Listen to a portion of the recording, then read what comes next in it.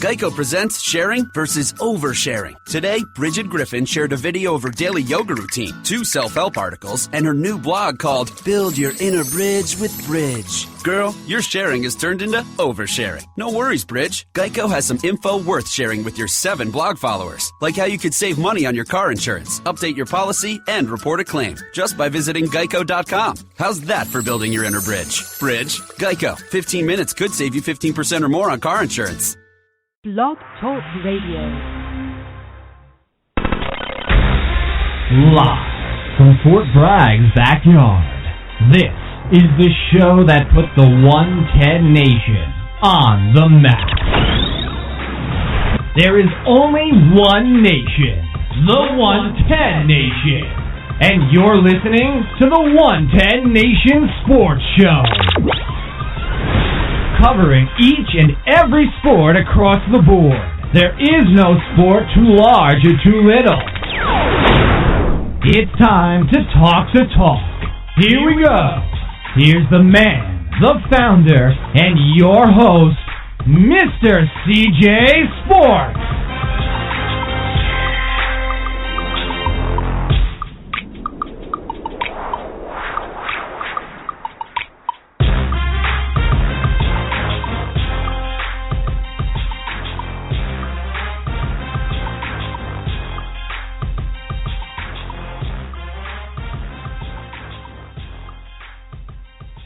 Hello and welcome everybody to the 110 Nation Sports Show. I'm your host, Mr. CJ Sports. You can follow me at CJ Sports 1. You can follow the 110 Nation at 110 Nation.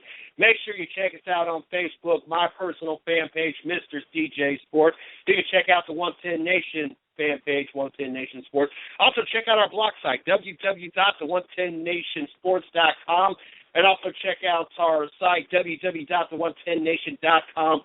for all the latest going on here at the 110 Nation. Glad to be here on this Hump Day Wednesday. Oh, are you kidding me? Kanye West has actually got a GoFundMe account to get out of his $53 million debt. And don't get this wrong, I very seldomly would ever quote anything that comes out of Justin Bieber's mouth, but go love yourself, Kanye West. Nobody feels sorry for you.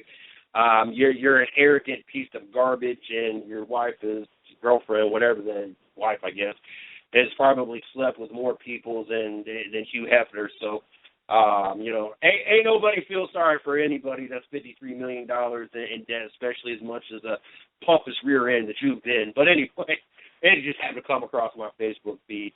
And as I was starting up, 22 years ago today, David Robinson, and you know what, I always thought having David Robinson's rookie card, it would have more value than it ever got to, and it just never really got to any value. But 22 years ago today, David Robinson was the last player in the NBA to ever have a quadruple double. Oh, snap. Oh. I tagged that to the wrong page. Now I got to fix it. See, that's why I'm not supposed to do 2 things at once. But, yes, I just tagged that to the wrong. I know the guys who are Dirt Talk Hour just looking like, why did he just post David Robinson on our page? But 34 points, 10 rebounds, 10 assists, 10 blocks to be the last player in NBA history. 22 years. It's hard to believe. It's hard to believe with the talented players that we've had over the last 22 years that we've not had a player reach a quadruple double. I mean, with the way that LeBron scores and rebounds and assists, I guess he's not really been big on the steals, but I would have thought, especially with Steph Curry. I mean, I know that he's had his days that he's been in double figures with rebounds and, of course, assists and of course, scoring. I find it hard to believe that is one record that the Golden State Warriors have not accomplished, or even Michael Jordan throughout his career. I'm just surprised that 22 years later and nobody is taken that task down. I find that's rather remarkable. But 22 years to this day, interesting. I don't know how else to word it other than just interesting. So talking about interesting, we had a debate going on earlier today on Facebook. I then carried it into work and got different opinions, more to my opinion. Not that that's what I was looking for. I was just looking for honest answers to just kind of get a feel on that. We're going to talk about that here in a minute. We also got Enrique, and I know I'm going to jack this up. I'm going to say Baca, B-A-C-A, and I apologize now to Enrique, and I'm going to also apologize to everybody over there at Rev Racing because I know that I probably got that wrong. But we got him joining us at 9:30. Looking forward to the opportunity to getting to know another one of the up-and-coming rising stars in racing, another one of the Rev Racing drivers, and also getting to know someone in the Whelen All American Series. It is really cool to kind of be able to step away from the KM Pro, the ARCA Series, the Camping World Truck Series, the Xfinity Series, Sprint Cup Series, and kind of jump into a different series and get to know a little bit more about the talent set that is over there. So looking forward to the opportunity to having him on here at 9:30 and do what we do and get to be introduced to another up and coming rising star in the racing world. So very, very excited about that. But earlier it was propositions, I guess. I don't know. It was asked of me when it was shared to my personal Facebook page that whether or not I felt that, and I want to get the question exactly right because it was passed on from one of the co-hosts of the Sunday night show, the Dirt Talk Hour. But true or false, if it were not for a career-ending injury, Bo Jackson would have been the best running back in NFL history.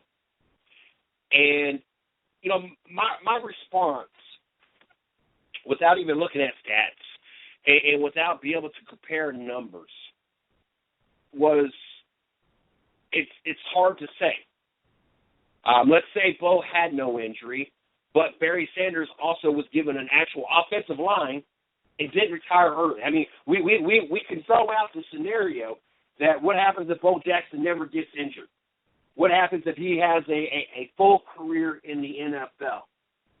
But in doing so, then you would also have to say, well, what if Barry Sanders would actually had an offensive line? And instead of having to make his own holes, instead of running back and forth east and west, if he was able to imagine Barry Sanders behind the Dallas Cowboys offensive line. Good God Almighty. Let's say that Barry Sanders doesn't retire. Then he goes 15 years or so. I mean, you got to figure back then, 10 years, that was early. I mean, I understand the running back shelf life now. It is shortened extremely. But back then, 10 years was not a common thing for running backs, not such as Barry Sanders and what he was able to provide. So if you throw out one scenario and say what happens if he didn't have a serious injury and his pro career was cut short, then you kind of got to throw the other scenario when you're talking about all-time greats. To me, up there with Jim Brown, Barry Sanders, those two are my all-time great running backs. And, you know, there's no doubt in my mind, being able to watch Barry Sanders, growing up watching Barry Sanders, and having the opportunity to see one of the greatest players to ever play this sport, and to have the class and show how to be a true sportsman. There was no dabbing. There was no, I think I'm Superman and I'm just really some worthless quarterback. No. whatever, handed the referee the ball. Like a true sportsman, showing pure respect for not only the referees, but for the game itself. There's no doubt in my mind if Barry Sanders would have been given an actual offensive line in Detroit, or would have been traded to a team that had an offensive line, and or would have not retired early, there's no doubt that we would be talking about Barry Sanders in a whole different light. I mean, not that, we don't talk to him in a certain light as it is, because he is one of the all-time great running backs ever to play this game. But just think how much differently we would be talking about Barry Sanders if things would have been different for him as well. And so when I got home, I was like, let's do some comparisons here. And to me, it even says even more about Barry Sanders versus Bo Jackson. Bo Jackson didn't have a single season above 1,000 yards. Highest in the season was 950 yards. Then again, Bo Jackson hardly even played. He never played a full season in the 4 seasons he did play. And the most he even got into a season was 11 games, and that's when he got 950 yards. Now, with an actual offensive line, he had averaged 5.4 yards a carry and averaged 73.2 yards a game for his career. Behind that Los Angeles Raiders line. I'm not saying it was the greatest line, but compared to that Detroit Lions line, offensive line, oh, yes. I don't want to take anything away from the pure power of Bo Jackson.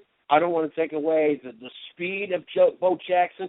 I don't want to take away from the athletic ability of Bo Jackson and what he was able to do. And then on top of that, being a two-sport athlete, don't get me wrong, I have tons on top of tons of respect for Bo Jackson. But, with that being said, Barry Sanders did not have a single season that he went below 1,000 yards.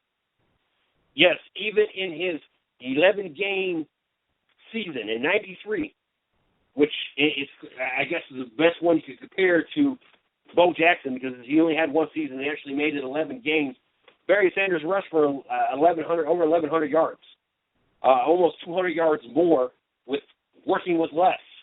Averaged 5.0 yards a game for his career, behind one of the worst offensive lines to walk the face of this earth, averaging 99.8 yards a game. Not no 73.2, but 99.8.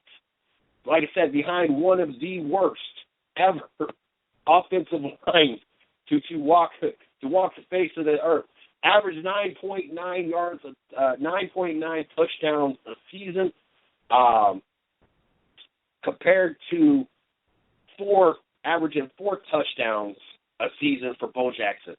I know you're kind of, like I said, I do not like getting into comparing apples and oranges. I don't like comparing, even though they play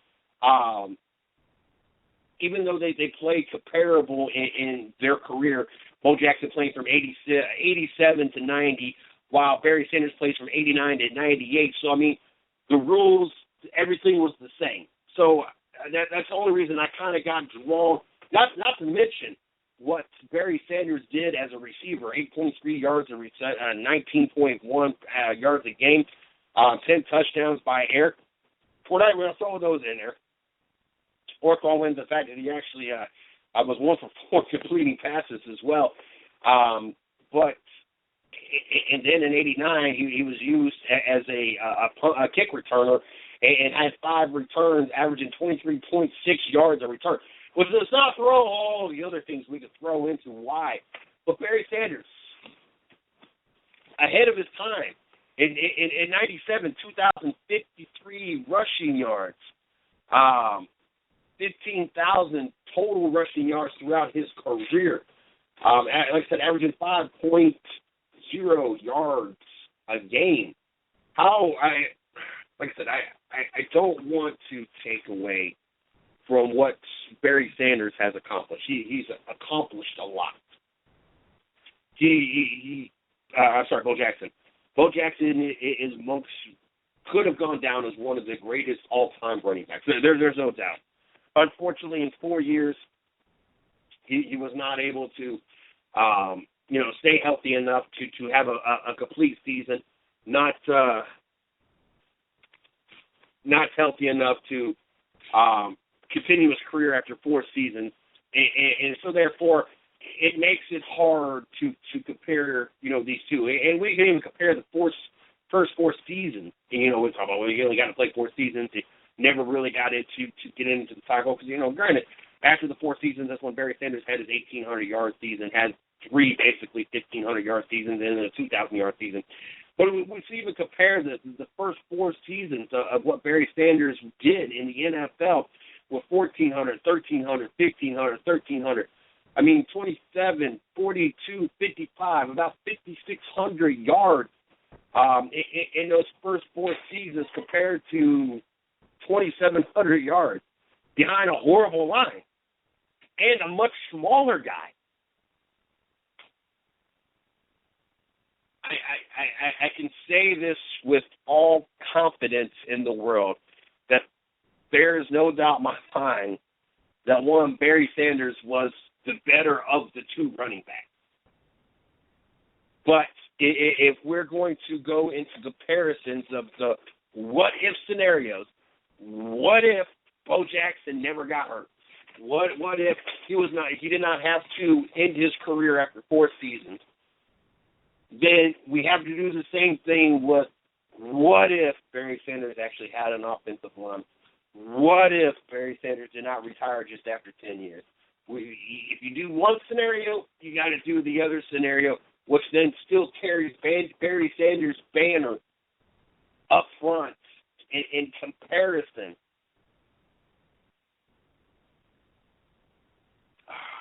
In comparison to Bo Jackson. I love when conversations get all heated up, and I love having the opportunity to when people come with me with these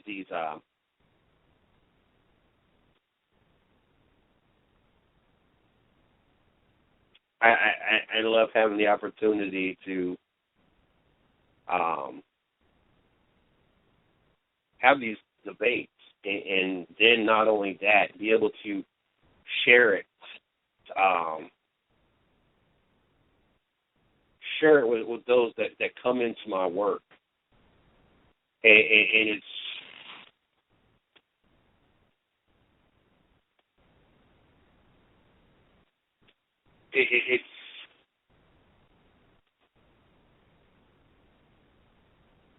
I don't know. It's kind of the highlight of my day. Like, it's not.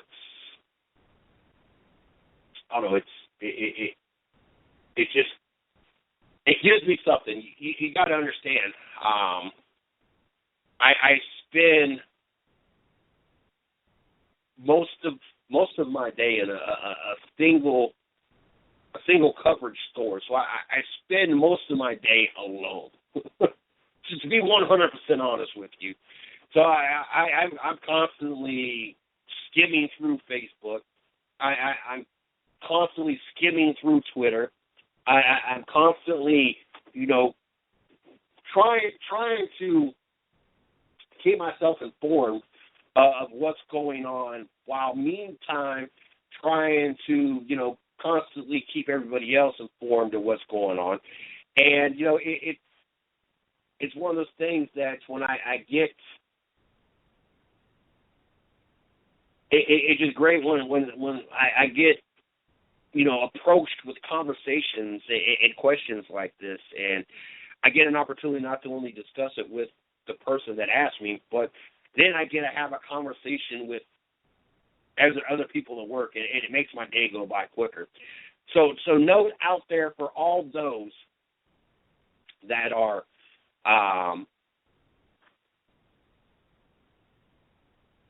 for all those out there that have free time throughout their day.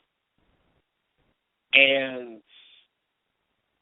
would like to give me something to do throughout the day, don't be afraid to message me. Don't be afraid to hit me up on Twitter at CJSports1. Don't forget to hit up my personal fan page, Mr. CJ Sports. Or if you're a personal fan of mine, or a personal friend of mine, and you are a friend of me on my personal page, don't be afraid to hit me up and ask me questions. I love having an opportunity. Like I said, not only do I get to have this discussion with you, then I turn around and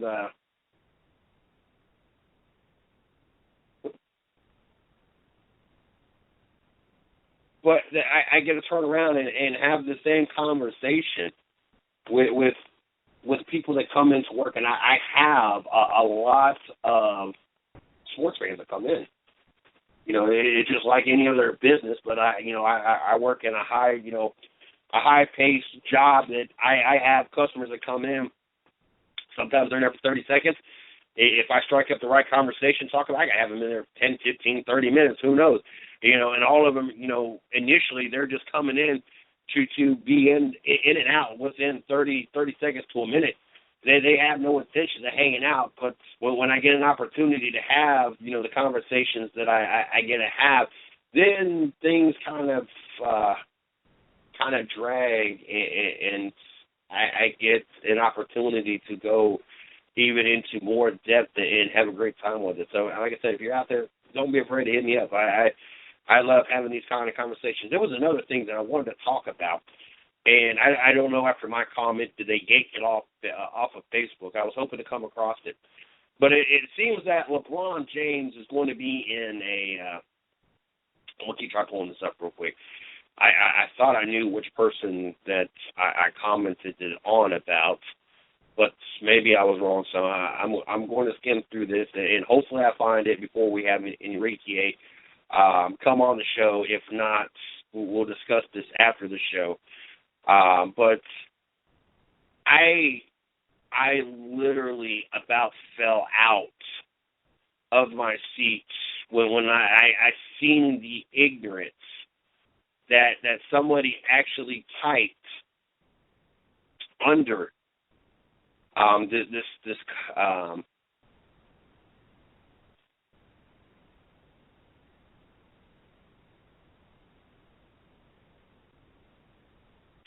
but like I said, I couldn't believe the ignorance that I had come across, and wondering there's no wonder why this nation is divided as much as it's divided, and I'm hoping I come across this. And happy birthday to Jim Brown.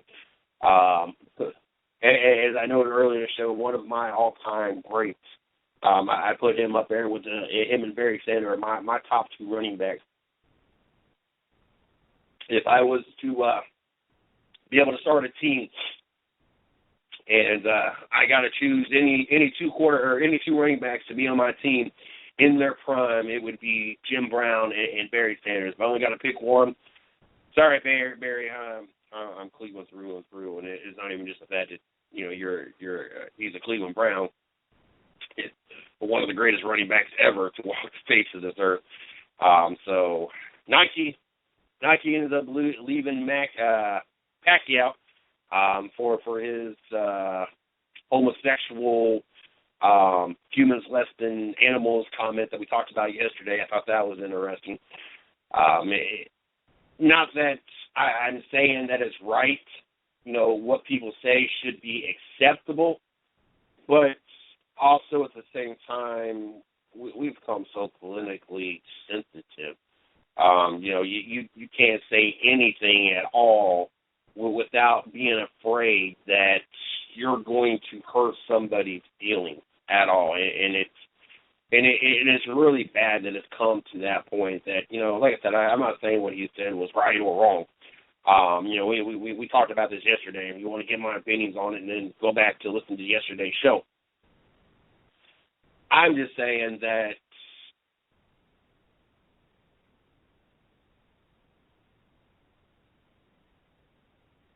we need to kind of rip the Band-Aid off of everything. I guarantee that, if somebody would have said something about straight people, it would have just been, okay, whatever, he would just run his mouth or whatever. And we have people talking garbage about everybody these days. But when it comes to certain groups of people, all of a sudden we are like, it is what it is. It's his religious belief. He's running for a seat, and I just don't feel that. I don't feel that NASCAR that Nike should have necessarily walked away from Pacquiao. Not that, he really had any reason to back him at this point anyway. But I just don't feel that we're too daggone sensitive. It's beyond ridiculous. Like, I find myself at times feeling that I got to kind of censor what, I truly feel or what I really want to say, because you got so many people out there that you no matter how you discuss it, if you don't say something about positive about their religious belief or their sexual belief or their sports belief or whatever the case may be, hey, somebody ready to go off the deep end and try to sue or start to try to anything and everything. It makes no sense. And I can't find it. I've gone through my timeline twice. They must remove that from my comment. I don't know if they even realized what they had posted or what was said underneath it. But basically what it boiled down to is LeBron James is going to be in a progressive, it's supposed to be in a progressive insurance commercial. And they have him in the white, flow dress, and he goes by Flobron, and he's actually got a wig on. And I did see the commercial. The only thing that they showed on this person's Facebook page was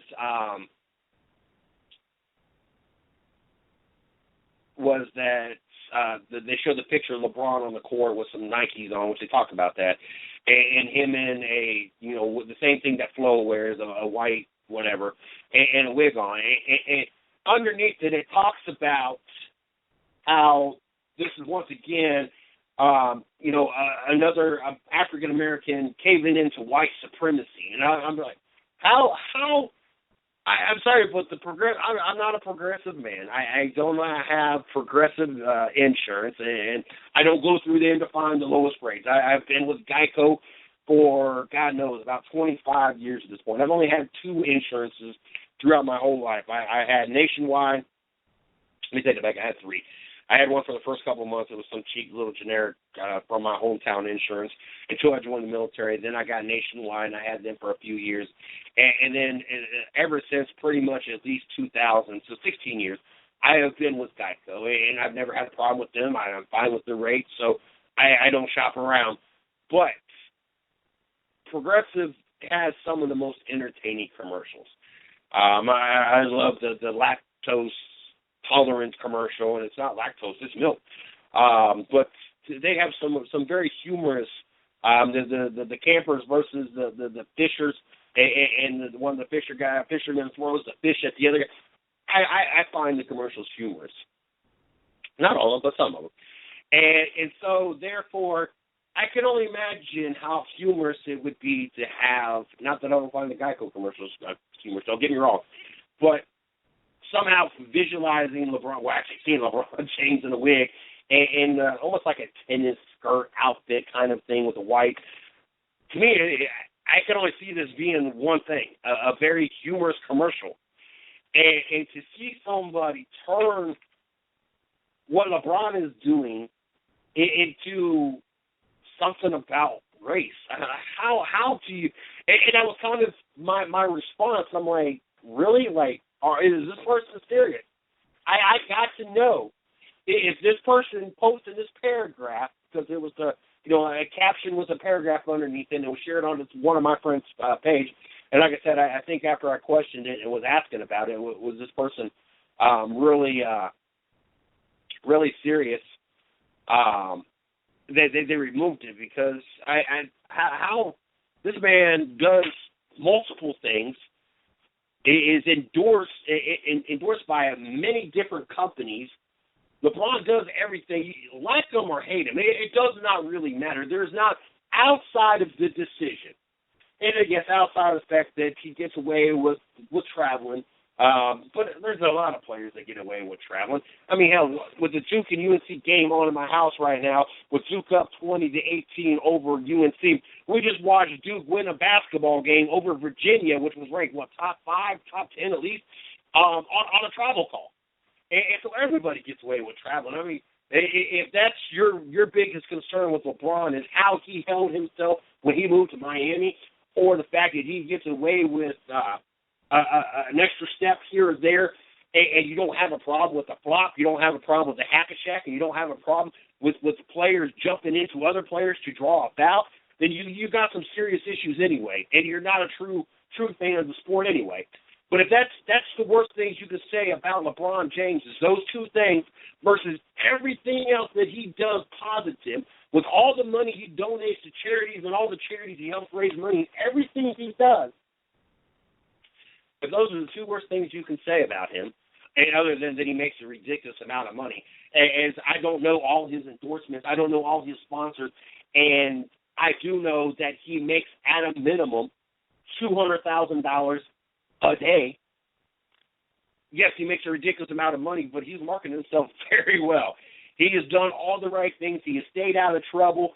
I think the only other thing anybody ever say about him was coming out of high school, that all of a sudden his mom had a humpy or whatever it was, and there was a lot of digging and question about that. It never went anywhere. I don't know all the details of that. But if that's the worst thing that you can say about LeBron James, you got to be. And I see you in the studio, Enrique. I'm gonna get you in here just one second. You got to be kidding me. And so to see somebody turn him being in a wig, wearing the progressive white, I don't know if they were trying to use the fact that he was in a white outfit is why he was caving into white supremacy. I don't know. And that's what I was questioning, and that's what I was trying to get an answer.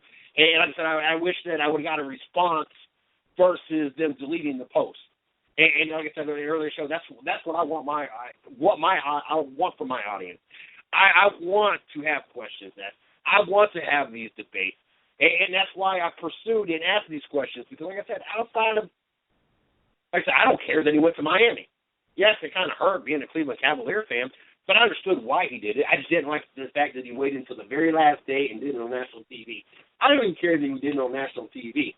I just don't like the fact that he waited till the very last day when there was nobody else left in free agency, and going into the next draft, we had no picks. We've done traded all that stuff off. And here we are stuck with nobody and don't have no draft picks coming up. That's my only beef with LeBron James.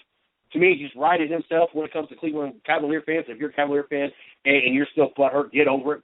The man's come back and is boomed the economy in Cleveland beyond all measures. And, obviously he takes care of himself and he holds himself in the most professional way. There's not too many professional athletes out there, especially more in the Big Four, the NBA, MLB, NHL, and NFL, that you could say that about. I mean, hell, everybody thought that Peyton Manning was this class act guy.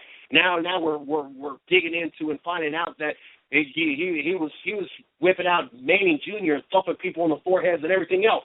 So, to each is his own. But for someone to turn a picture of him doing a commercial into a race thing, it gave me a headache. I don't understand why somebody would do that. And Enrique, if you're listening, call back in. I was getting ready to pop you, and I just had to finish making my point real quick. But if you're listening, give us a call back in. I was getting ready to push on that button too. So we'll wait for him to call back in real quick. So yes, I thought that was beyond. I was at wow. I was. Are you kidding me?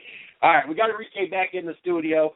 Let's go ahead and get him back on the show, or get him plugged into the show. I'm glad that he called back in. Without any further delay, Enrique, how you doing today? Hey, how are you? I am doing great. So I am glad you called back. I was trying to get you on there. I just had to finish my point real quick in the madness of basketball. But I'm glad you called back in. Before we jump into this real quick, I want to give you an opportunity to plug yourself. I want to give you an opportunity, your social media, if it be Facebook, Twitter, Instagram, whatever you use, to plug your site, your racing team site, any sponsors, anything you want to throw out there real quick. That way the fans get an opportunity to know you a little bit more on a personal level and be able to follow your season and your career moving forward. Okay, 10-4.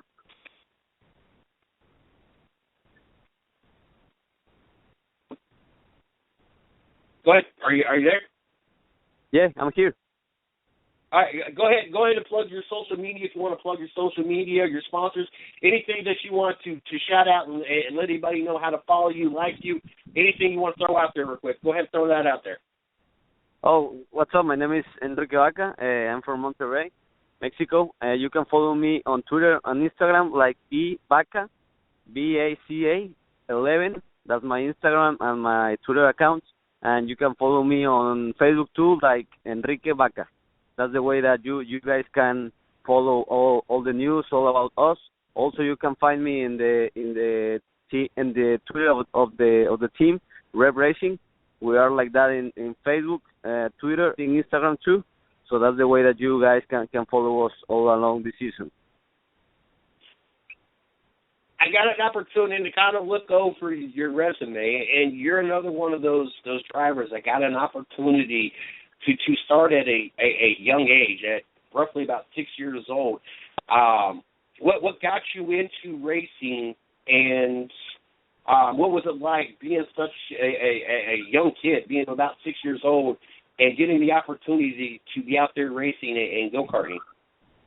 Yeah, in Mexico it's very different because I think when you start racing, you start racing young, but you can become professional too old. I mean, like you say, I start racing at 6 or 7. Nobody in my family is a race car driver, so I'm the first one of my family. And I just get started in the go-karts to have fun. I mean, it was just having fun with my dad. And one thing take me to other one. I have a couple shots in a local series there in Mexico in open wheel. Mm-hmm. So we start doing it like a little bit more professional every time. And a couple of years ago, I came here to the States to race in the late model series, NASCAR. Mm-hmm. But you depends of the money. So we have a small sponsor that we just did like 5 or 6 races. So we come back to Mexico. We didn't find another sponsor. So I was thinking in quit basically racing. So so far the past 2015 was a great year for me. One of the biggest teams in Mexico gave me a big opportunity to race in Supercopa Telcel. That is kind of like a NASCAR, but in road courses. So we come back strong.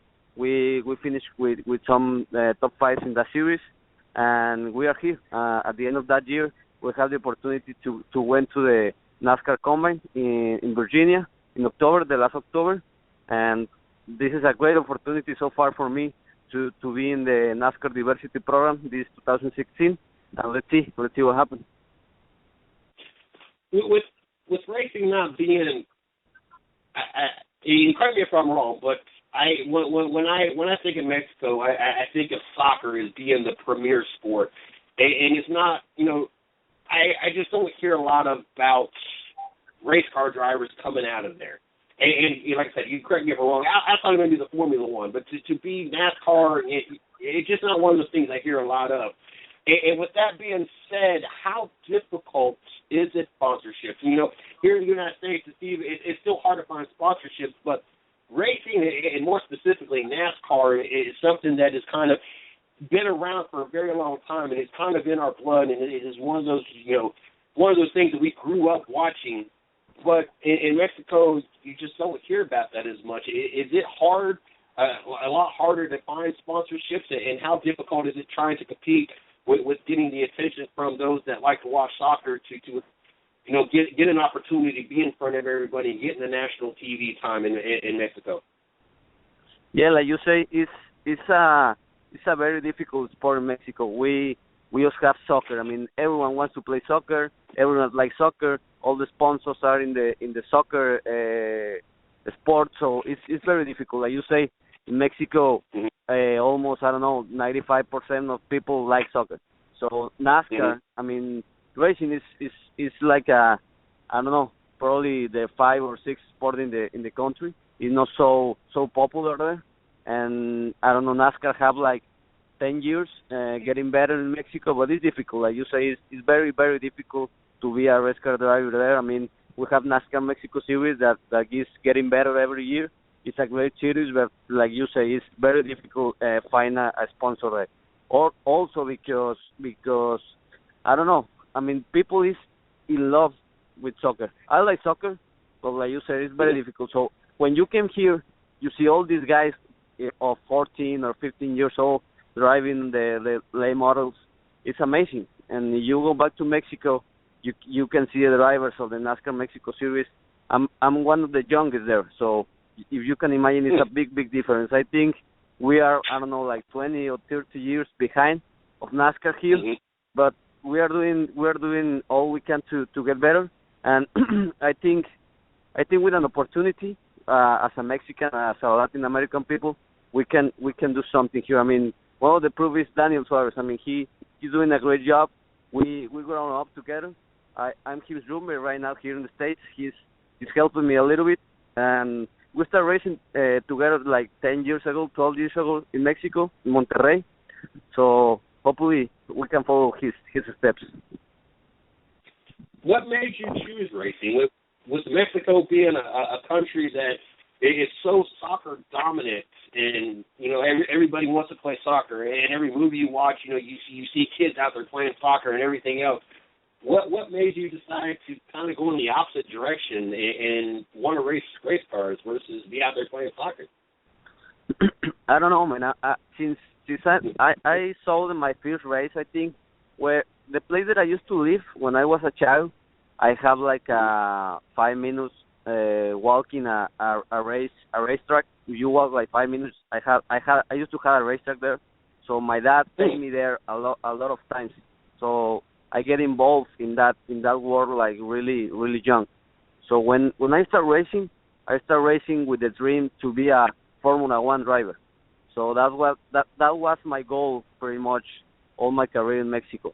But one day I was trying to race open wheel series there, but I wasn't able to find a sponsor.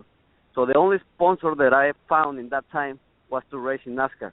So I moved to NASCAR. I made that change, and you know what? To be honest with you, in the beginning I was thinking like, oh man, I'm not going to like this. Just turning to left, it's going to be more easy, and it's going to be really, really easy for me. But when I get in that world and you get involved in NASCAR, it's an amazing world. I mean, I fall in love of NASCAR, and when I come back, I came here to the States to race. I fell in love really, really fast. So like you say, it's very difficult. All the kids want to play soccer. All the kids talk about soccer. But if you had a dream, I think you can do it. And I think like I told you before, with these opportunities for me, for the other drivers, for Daniel, for me, for Ruben, for all the drivers of Latin America, I think it's going to be better for us. Now you talked about the track being just a few minutes away from you, and you getting the opportunity to spend all that time with your father going to the track. How much of that has made you be the person that you are, and how important was that, looking back now, for you to have that opportunity, not only to be at the racetrack, but to have that time with your father?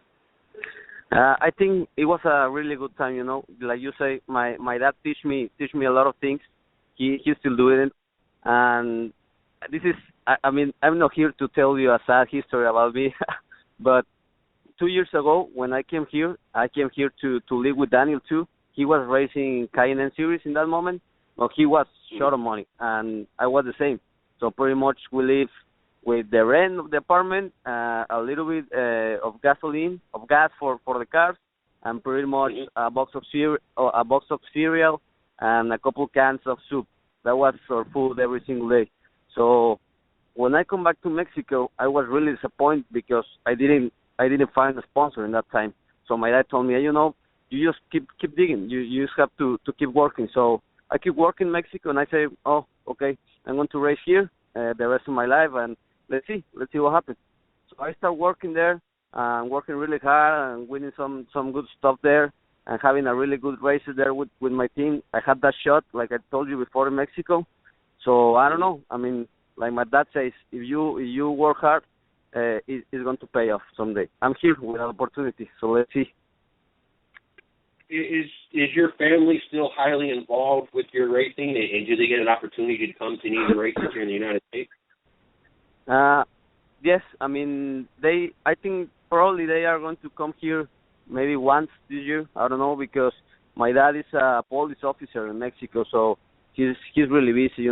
Mexico is a little bit difficult right now, so he's really busy all the time.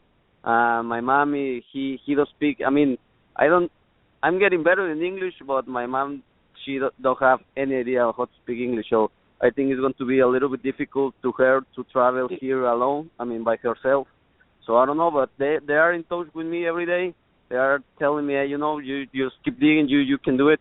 So I think that is a big support for me, because they helped me since the beginning of all this, and I think they are one of the biggest supports in my career. So I don't want to get disappointed them. So I'm working on that. Now, I kind of looked over your resume, and it seems that everything that you've driven in, you've been very successful, from the karting, winning 4 straight championships. It seems like almost every type of car that you've been Rookie of the Year, top 3, top 5 in points. It seems that you've been very successful at what you've done. In the different types of cars that you've had an opportunity, if it be the karting, the Formula Renault 2000 of America, the Formula 3 Pan American, the Formula Fiat, the NASCAR Toyota Series, the Super V8, in all those series that you've had an opportunity to be in, and now in the Open Wheel Series, what to you has come the most natural, that has been the easiest for you to be successful? It's like you say. I mean, this is about opportunities. My family doesn't came from. I mean, we don't have enough money to support this. I mean, if I don't have a sponsor, I wasn't able to race. So my dad always told me, hey, you know what? If you want to race, you have to win. So basically, I was thinking that of all my racing career. So, like you say, every opportunity that I had, I was trying to do the best, and it pays off. So basically, it's a little bit difficult because sometimes you don't have the best equipment, but you have the opportunity. So you have to do the work with that you have. But I don't know. I mean, like I told you before, 2 years ago, in the end of the 2014, I was thinking of quit racing, and one thing take me to another one, and I've gone in the second race of the year of the Supercopa. I have a contract with one of the best teams in Mexico. I don't know what happened, but that was able for me. So I'm pretty happy. Like I told you before, this has been a really hard role for me, but I'm here, and I don't want to let this opportunity go. So I keep working for that. Now, how excited was you when you got the opportunity when the Drive for Diversity program called you and was giving you an opportunity to come to the combine, kind of show what you have, and then how I guess how much of a relief was it when you found out you were selected as one of their drivers, and knowing that now you got a little bit more of a stability opportunity versus not knowing, from year to year how you're going to be funded or what you're going to be driving. Now you have a little bit more idea, and you don't have to necessarily worry about the funding as much. Yeah, you know what? That is a big part of being a race car driver, because if you are worried about money when you get in the car, it's going to be a trouble, because your mind is thinking, I'm not going to crash because I don't have enough money to pay it, So the past year has been, like I told you before, a little bit difficult, but I think right now it's another page in this book. So, like you said, I'm really happy. To be honest with you, I was really happy just with the opportunity to came here to the States and try it. I mean, you never know. So I know some histories about some guys that came to the combine, but they have like 2 or 3 years going there and nothing happened. So I wasn't expecting really to be picked in the beginning, but I was really happy with the opportunity because I said, you know what, if they gave me this opportunity for something, so let's see. So I came here to the States.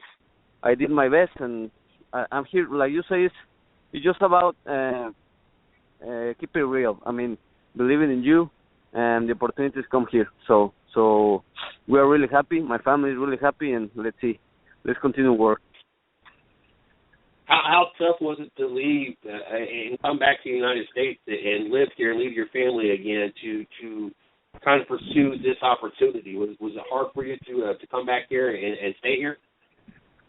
Yeah, because 2 years ago when I came here, I have a little brother. I mean, he's not so little. He's 20, but we used to live, my dad, my mom, my brother, and I in the same house. So I come back here to the States, and their 3 are in the same place. I mean, the same home. But this time it was a little bit difficult because my dad is working in another state in Mexico, like 12 hours from home, so it's really far. My brother got married, and he have a kid now, so he moved with his wife. So my mom is alone, and I don't know. We have some difficulties, but they support me. Like you say, it has been a difficult time, but at the same time, it's a really happy news for everyone. They're really happy for me, so I'm going to do everyone happy there, and I'm going to continue working for that. But like you say, it's a little bit difficult because I'm here alone. I mean, I have Daniel. We know each other since a long time ago. We have pretty much like brothers, but it's not the same. You miss home, you miss food, you miss your friends, but everything have like a challenge for you. Nothing came easy. So let's see. Mm-hmm. Now, the 2016 season, when does your series actually start? Excuse me, again? When does your series start? When do you guys have your first race? Our first race is the season opener in Hickory. I think it's like in 2 weeks, or I think it's March 17th. I think that is going to be our first race. We're going to do 17 races around Hickory. A new track, I think it's in Alabama, Mobile, Alabama, I think is that track. We're going to do some races in Langley, and I think South Boston too. And how eager are you to get this season underway? Hickory is a place that I raced before. I raced there like 3 races. I raced there 4 times and 1 time in Middle Beach.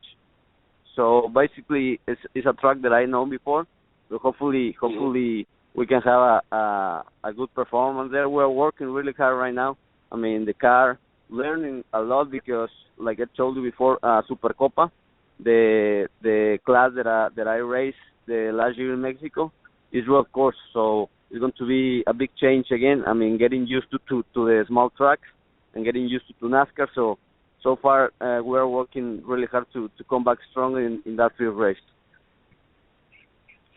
Now, I want to take a minute and kind of step away from the racing just for a second. And I want the listeners to have an opportunity to get to know you a little bit. Let's go this route. Midweek, maybe Tuesday, Wednesday. You've had an opportunity to kind of think about Monday, maybe Tuesday on how the previous weekend went, and you're not quite ready to start preparing for the up-and-coming weekend. Middle of the week, Wednesday, you get an opportunity to have a couple hours to yourself and be able to kind of clear your head, recharge your batteries, and just kind of just take a break. What do you do to kind of do that? I don't know. I'm thinking you are talking about before the race, right?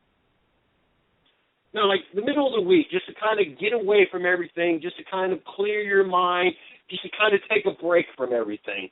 What do you do to kind of just get a break from everything, kind of in the middle of the week, just to kind of get a moment to yourself? You know what? I always do the same. I like be in the gym. I mean, I like do sports. So basically, the week before the race, I spend a lot of time there. I mean, not getting exhausted and be tired a lot, just to keeping my mind busy. I like to start thinking in every single detail of the race. And like I told you before, this is a really big opportunity. This is all or nothing for me. So believe me, I'm going to take everything necessary to do this job well. And like you say, the weeks before the race, I mean, in Mexico, I used to start like be more relaxed in home. I try to do more time in home the week of the race. So I think I want to do the same here and keep working. I mean, like you say, I think the time of relax for me is going to be in the shop working with the guys, and hopefully we can have a really, really good result this season for us. And the off season, you get a free weekend. There's nothing going on. Is there anything you'd like to do? Is there anything you've been able to do since you've been back in the United States? Go visit anything. Is there anything that you've been able to do that that way the fans kind of get to know what Enrique does in his off time? In my free time, I had some friends here. I have the fortune to meet a lot of good people 2 years ago. So when I come back here, I just visit them to say hi and remember all the good times. And also, I'm glad to have a friend like Daniel. He's helping me a lot right now. So probably we spend some time in his shop too. And he invited me to the races this year. So probably in my free times, I'm going to be in the racetrack too, watching him and learning and everything. Like I told you before, this is a great opportunity for me. I'm here for racing. I live for racing, so I'm going to do it. I'm going to do my best. And how's it been being over at Rev Racing? How's the relationship there? What's it like being in their equipment? And have they been working with you, trying to help you transition? Being from Mexico and being here, and do they help with that, or is that something you got to do on your own? Yeah, no, actually they are really helpful for me. I want to say really, really thank you to everyone in the team, because they gave me a big welcome. I mean, the last 3 weeks in the shop has been really good so far. Everyone is helping me with my English, getting better. Because 2 years ago when I came here, I mean, I used to know a little bit of English, but just the basic things that you learn in the school. So 2 years ago with practice and everything, I was better. But right now, after a year in Mexico again, you lost all the practice. So so far the guys in the shop they are helping me a lot. I really want to say thank you to everyone in the shop, to Rev Racing Jefferson, everyone that works there. They are helping me a lot, and let's see. Like you say, they are a big help for me to get back in this NASCAR opportunity, because like you say, it's way different. I mean, here is like a way of living. In Mexico, it's just another small sport that you can do. How difficult has it been with the more specifically the language barrier when you're trying to communicate with your crew chief, or you're trying to communicate back and forth, or understanding what the crew chief is trying to say, or what the spotter's trying to say? Has it been difficult, or have they put the right pieces into it that the language barrier maybe is not such an issue? I think it is. I mean, if you work hard, it's going to be just a little bit better. But it's difficult since the moment that you have a different culture of racing there, because I was all my life I've been road racing. So actually in Mexico I just raced like 2 times in the NASCAR Mexico Series. So when I came here, I didn't know nothing about NASCAR basically. So I learned a lot 2 years ago with my old team. They helped me a lot. They are great guys, and like I told you, I mean, I need to get back to the same channel of everyone in Rev Racing. I've been talking a lot with my crew chief in the shop, because the things of the car, the things that you feel in the car, I have another words to describe that. So I'm getting used to the words that you use here, like loose and tight, and all that kind of words that you need to use to be communicated with your cruise ship. So I think so far it has been good. I mean, I think I need more practice and everything, but I think it's going to be good for us.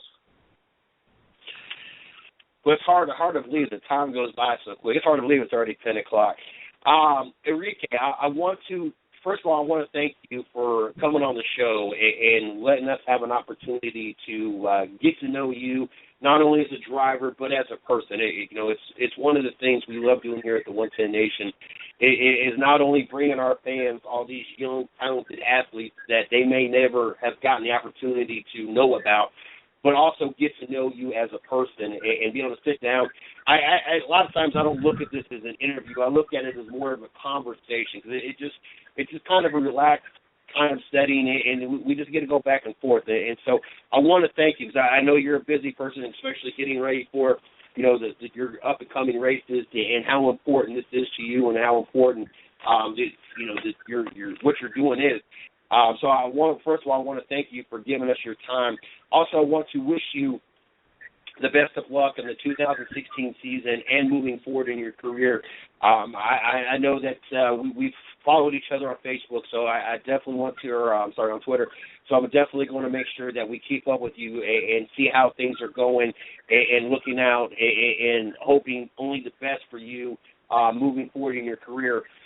Definitely, like I said, definitely want to thank you. Definitely want to wish you luck. Definitely looking forward to hopefully having you back sometime later in the season to see how things are going and seeing how your career in this season is going. So definitely looking forward to that. I want to, like I said, wish you the best of luck. Hopefully we get you back real soon, and you have a great night. Thank you, man. I really appreciate your time. I really appreciate the opportunity to talk with you. I want to say thank you again to NASCAR, all the diversity program, all the people in Rare Racing, Max Eagle, everything that is involved in this opportunity. I want to say thank you to all the people that helped me before and are going to help me now. So thank to you, and I hope to see you soon, and let's see what happens. Thank you, guys. All right. That was Enrique Baca, I believe that's how he said it, and I know that I'm horrible with names, but another one of the very talented drivers. I tell you what, Rev Racing does, and the Drive for Diversity program is two of probably the most important programs that NASCAR could have ever came up with. Rev Racing and what they do in the Drive for Diversity program to give us an opportunity.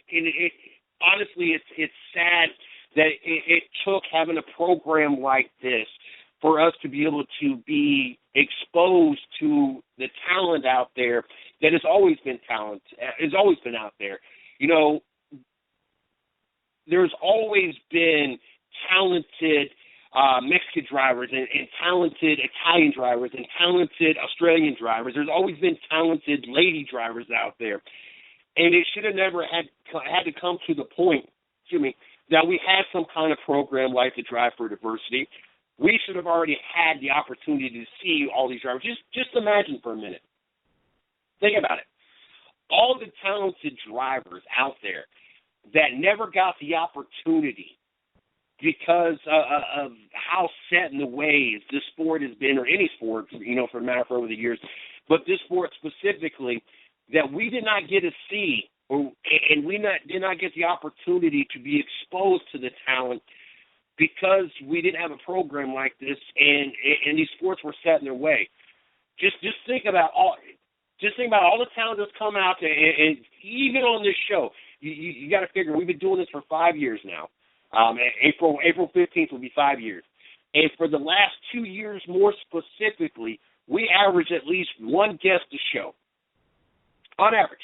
And you figure we're doing it 5 days a week. We've had quite a few guests, and we've had a lot. I would say 90% of who we've had come on the show are drivers.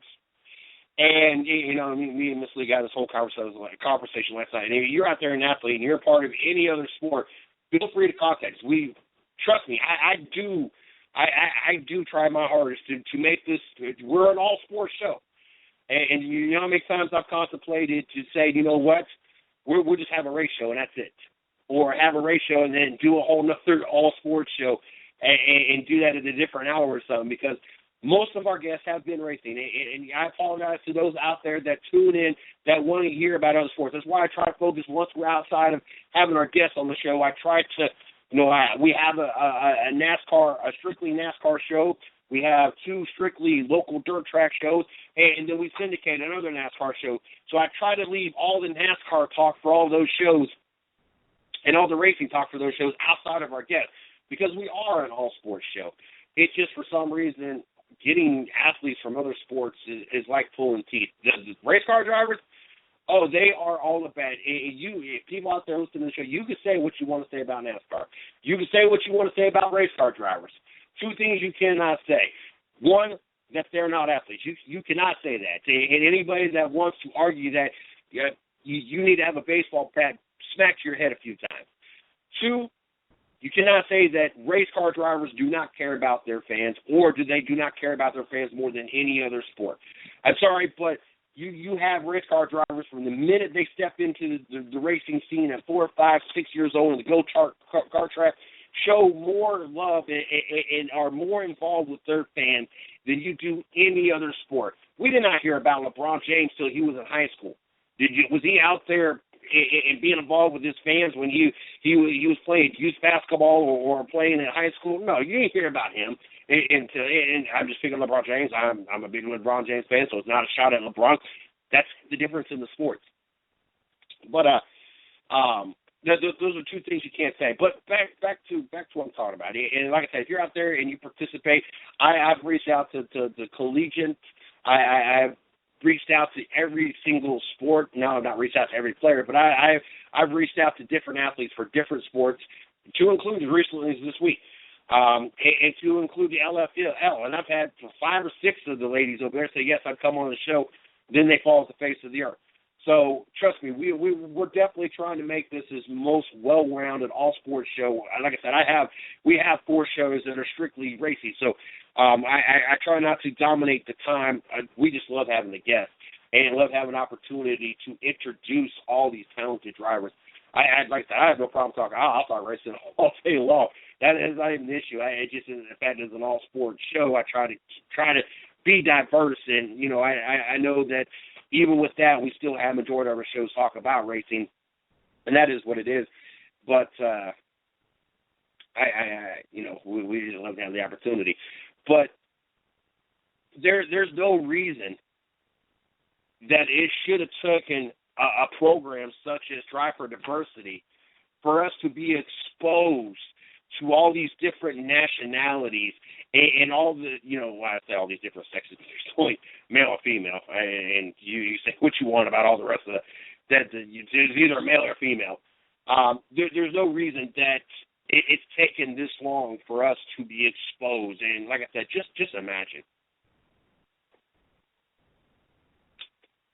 We've had a lot of guests on the last 2 years, a lot of very talented females, a lot of very talented drivers of multiple backgrounds just in the last 2 years. Imagine going back to the beginning of racing, back to the first Daytona, back to the first anything that has to do with the NASCAR series. Now think of all those years. If us, just the one station, we're not ESPN, we're not Fox Sports, we don't have the millions on top of the millions of people tuning in, and so therefore we don't get the opportunity to interview or have, all the drivers that they get to have and just be able to, hey, you want to come on the show? If I send out a tweet or a message to Dale Jr. and said, look, blah, blah, blah, chances are I'm not even going to get a response. And to prove a point, I will tweet out after the show. Guarantee I won't even get a response. So we've not even tapped into all the potential possibilities that come on the show, but we have tapped into probably the best set of drivers that I have ever had the opportunity to sit down and talk with, and I would not trade that for the world. But with that being said, 2 years, all the drivers we had on Now imagine that times 50, 75, 100 years. And all the drivers that were out there or could have been drivers out there but never got the opportunity to even be in a car or even seen outside of a local go-kart track or whatever local stuff that they were even allowed to participate in because of their nationality or their sex or the color of their skin or anything else. Multiply that times all the years up until now that you have these programs and it's become more of a thing. Just think of all the talent that we have missed out on seeing because of this. It should have never taken NASCAR to come out with a program like this to make it a more common thing to have all these nationalities and have both sexes out there on the track. It should not have taken until Danica Patrick to be in a NASCAR for it to be a success. No, she's not the first driver. No, she has not won a race. Yes, she gets better every year. Yes, she has had a pole at the Daytona 500. To me, that's a success. For her to have multiple years in this sport, how many other female drivers do we know that has had multiple full 36 race years in NASCAR? To me, Danica is the very first success story when it comes to NASCAR. It should not have taken until what? It's been, 5-6 years? So at best, 2010. I without the information in front of me, and I'm not going to sit there because it's not that important to me. It's just important to the fact that you're looking at 60, 70 years, and it should have not taken that long, and Danica be the first true success story in NASCAR. It should not taken as long as it has to have the first success story with different cultural backgrounds. And it really just, I think the biggest thing that gets me when I sit here and think about it is how many truly talented drivers, not drivers that we throw in the car, I'm sorry, but I can insult a lot of drivers right now that are participating in NASCAR that to me are just people just happened to get a ride because there was really nobody else. You were the best of what was left over. Not that they were truly the best drivers out there to fill those shoes. Just think how much this sport could be different. Just think how many champions would probably not be champions right now because of their nationality or because their sex. They were not allowed to participate or could not get a ride or get sponsorships to participate in the different levels, Sprint Cup Series, Xfinity Series, Champion World Truck Series, whatever the case may be. That if they honestly would have been out there, I guarantee over the last 60, 70 years, we've probably missed thousands of other Kyle Bushes, just in other nationalities, skin colors, or sex. Guarantee it. There's no way that anybody can convince me out there that and I hate to say other, but the other nationalities that are now in NASCAR and now they are able to show their true talents, and the females that are now be able to consistently be in these series, you're not going to convince me by any stretch of the imagination that they were just the first ever to be born and be that talented. I know without a doubt that back in the 50s, back in the 40s, back in the 60s, back whatever, they were just as many talented female drivers, just as many talented Mexican drivers, Italian drivers, Australian drivers, Canadian drivers, African drivers. I don't care what nationality you're from. I guarantee there were just as many back then as there is now. And I think that's the biggest thing that gets me. And the biggest thing, I guess, that saddens me is it shouldn't have took this long to have the opportunity to see all the talent out there. You know, talking about the LeBron James and the comment that I've seen underneath the picture of the commercial. Like I said, I don't know if it's ever, according to the comment underneath it was shot back at the end of October. So I don't know, how legitimate the comment was. I just focused in on the fact that they were trying to make it a race thing.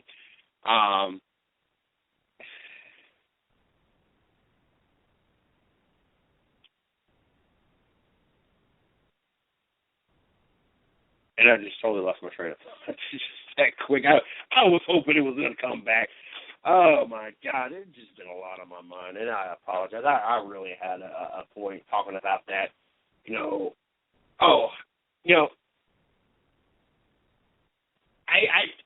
I personally state, it's not because I want to be politically correct, not because I want to promote TV or radio ratings or anything to do with that.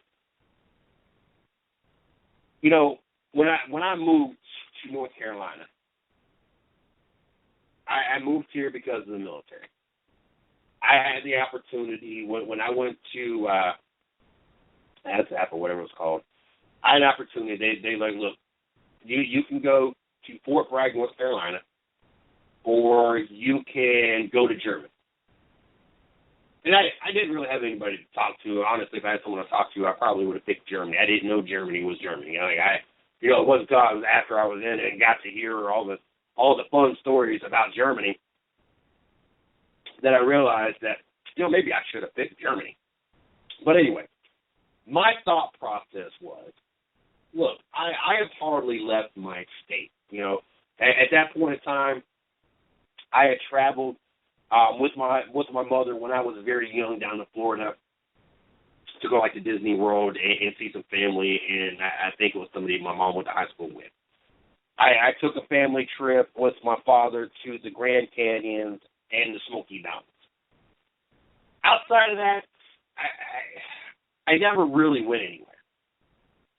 Let alone really leave my city area. I grew up in a town called Huber Heights. For those that don't know it much, it used to be, it was the world's largest brick community, even though it was a very small town. Every house was a brick, and there was nothing but brick houses. Now it's a rather large city. As a matter of fact, Ohio, this is how big and how important Huber Heights now has become. One, that's where Braxton Miller of Ohio State went to high school for and played football at. They just about 3 years ago rebuilt, and it is such a cool high school now. They just rebuilt the high school. It is now the biggest high school in the state of Ohio. The recruiting out of our high school is beyond ridiculous. That is why the city has blown up to be as big as it has.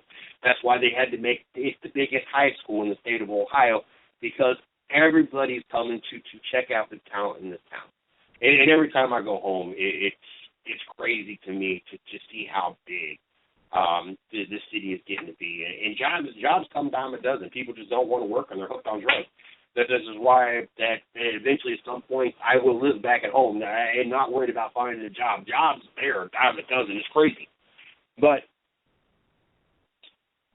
I moved to North Carolina. I chose North Carolina because I had never really been out of my city, never really was even, out of my state, not in my city. So I was like, you know what, let me try going to another state before I contemplate going all the way across the world. And, I did my basic training in Kentucky, and it was close enough that I had family come, my graduation, and pick me up for my leave.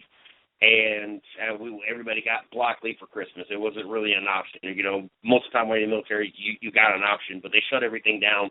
And I left on Halloween, and I think we was only a few weeks left, or maybe a week or two left before we graduated. But they made everybody take, because everybody was taking block leave.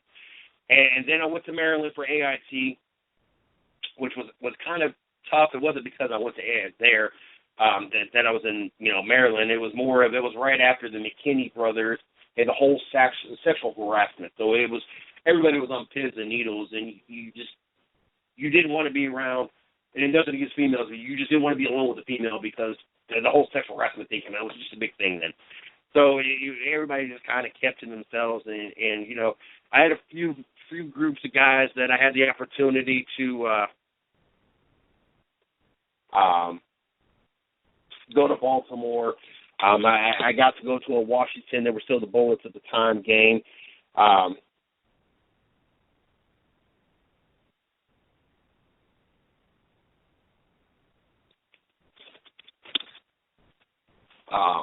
get stationed at my station. I'm there for 3 days. 3 days.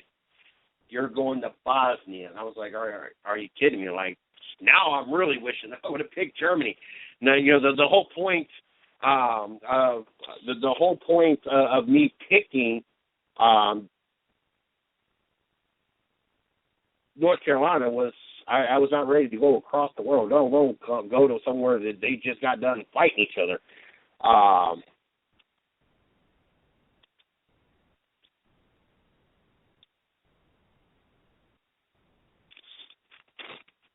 I came down here, and when I got back from overseas, I was here for a month or two, and I got me a cell phone. And this tells you a little bit of my age. And for those that are young listening to this show, I never want to hear anything about a cell phone plan at all, ever. When I got my first cell phone, it was one of those little Nokia black and white screen phones. You don't text on it. You don't get pictures. There's nothing. It's simply you call somebody, that's it. There's really no features to the phone. And you get a plan that costs you so much a month, and you hardly get any minutes. I forget how much it costs, and you basically only got a few hours, and that's it. My cell phone bills were anywhere from $400 to $600 a month. So I had to get a second job. And so I was only back for a couple of months, and I get my first job here in North Carolina. And that's where I met who is now my best friend. It had been my best friend ever since pretty much we met back in '98. So we're going on about 18 years of being best friends. And I was his best man at his wedding. And I was the only white guy in the wedding. And, if the cards were ever in my hand and I was ever going to get married, which I turned 38 here in 10 days. Yeah, I'm going to throw it out there. I'm over the hill. And I have never honestly really been close to being married, nor do I ever feel that I will ever get married. And it's not something that you'll get married. I'm not looking for that. I honestly don't care. I'm set in my ways.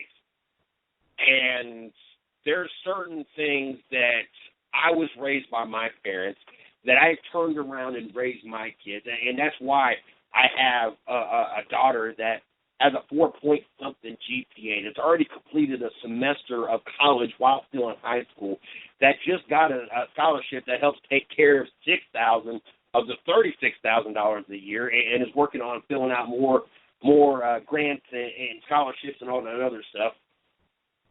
Why is she's going to a Christian college on top of that? Why she has a book long of things that she's accomplished that helped her win the scholarship and get into this private college. Why I have a son that never gets in trouble. That all it takes, if he's acting up with his mother, is a phone call to me. All she got to do is say, "Hey, I'm calling your dad." That's the end of it. He starts crying, pruning up, and everything else.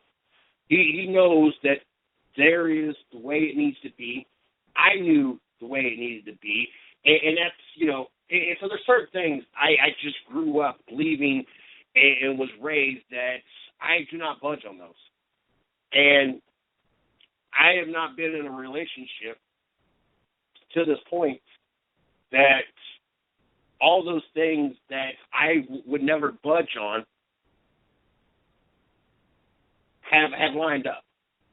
And so before my listeners out there, Mr. CJ Sports, you'll get married one day. Don't worry. It's not that it's poor, pitiful me, I'll never get married. I honestly don't care.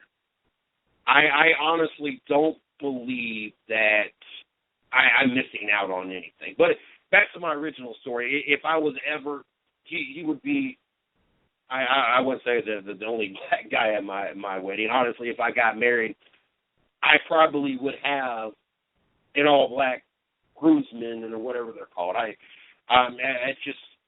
don't see race.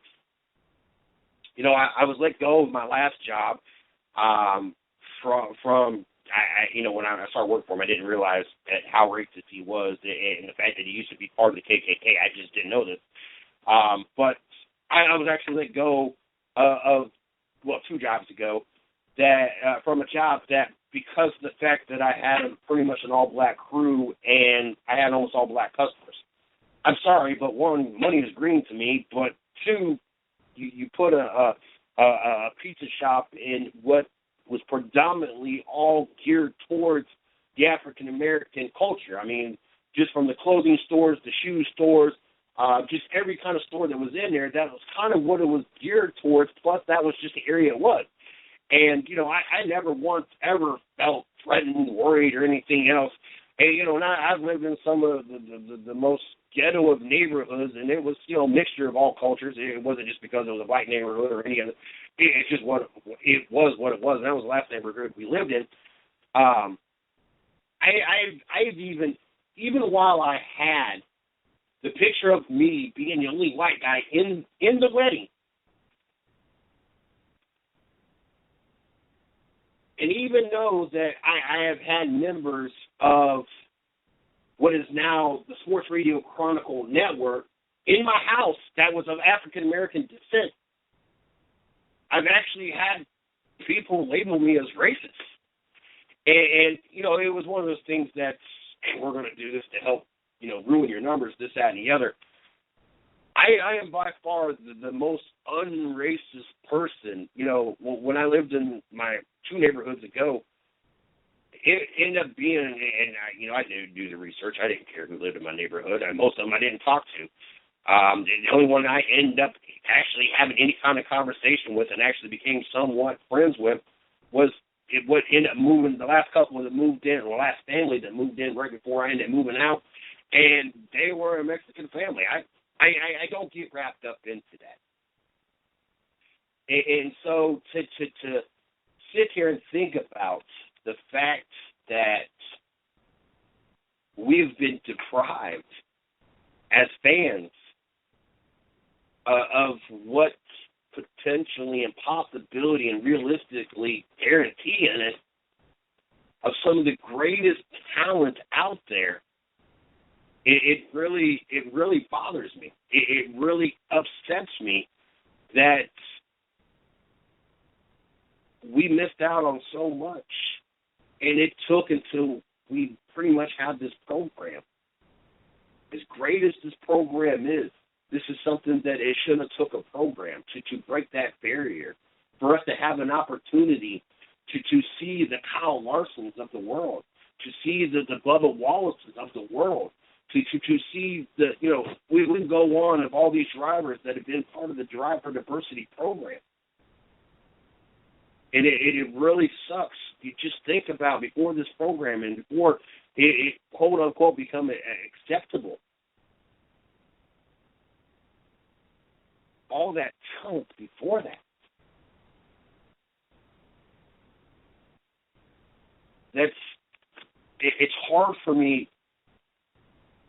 And don't get me wrong, I've been around some of the most racist people in the world, and I've heard it out. And a lot, you know, most of them, all of them, I'm not friends with. Like, I don't have time for that kind of ignorance. Just like I don't have time to worry about being wrapped up and finding that one person for me, and worry about the ignorance of, you know, how you want to raise your kids, or our kids, or how you perceive what a wife is supposed to do versus what I believe a wife is supposed to do, or what a husband is supposed to do versus what I believe. I don't have time for the whole race car. And like I said, that whole LeBron thing, are you kidding me? Why? I don't understand why everything has got to be turned into a race thing, especially when it comes to sports. Yes, we're not possibly all the way to where we need to be. We are a lot farther along than we ever was. And at this point, I don't honestly think race really plays into really anything. I mean, to know that Beyonce turned the halftime show into a race war, I've never been a fan of hers. I think she's just the biggest whore out there. And I'm glad she found Jay-Z and was able to slow down. But before then, and to listen to her garbage that was on the radio before, wanting guys to pay her bills and be a bugaboo or whatever the other garbage that she put out there, I never will ever support her before then. I just never was a Beyonce fan. But to know that she took the halftime, an opportunity at halftime on what is probably the most unracist event in the NFL, as you have, tens of thousands of people going all parts of the world to come to a Super Bowl game, all races. And then to include the 15 million people that listened, and I guarantee they were not all white. I guarantee we had every single nationality out there. To know that she took the opportunity to promote racism at halftime, not only will ensure that I will never, ever buy anything that has anything to do with Beyonce ever again, but honestly, it makes me want to take my Fayetteville Swamp Dog baseball bat and bash her in the forehead. I mean, honestly, that's what it does. I don't have time for anybody in the race that I'm involved with to be racist, let alone any other race to be racist, let alone for anybody to be racist or sexist. But like I said, it's sad to know. Just think, and I don't want to take nothing away from the talent that we got to see. I don't want to take nothing away from Jimmy Johnson. I don't want to take anything away from Dale Sr. I don't want to take anything away from Richard Pitt. But just think,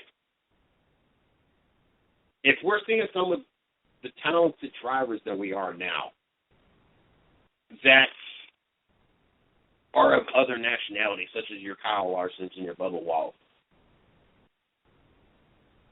just think, how many championships would Jimmy Johnson have?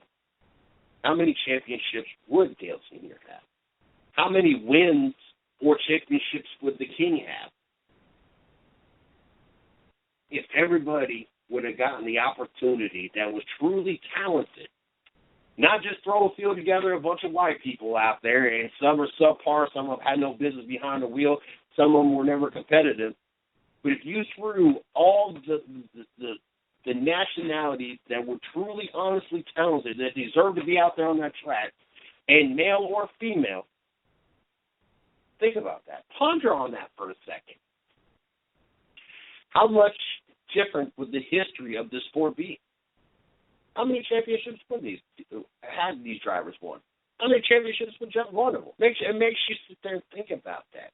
If we wouldn't have waited until we had a program such as Drive for Diversity, and throughout the history of NASCAR would have been open to have all of these talented drivers. Not the white drivers that had some money that could put a car out there on the track.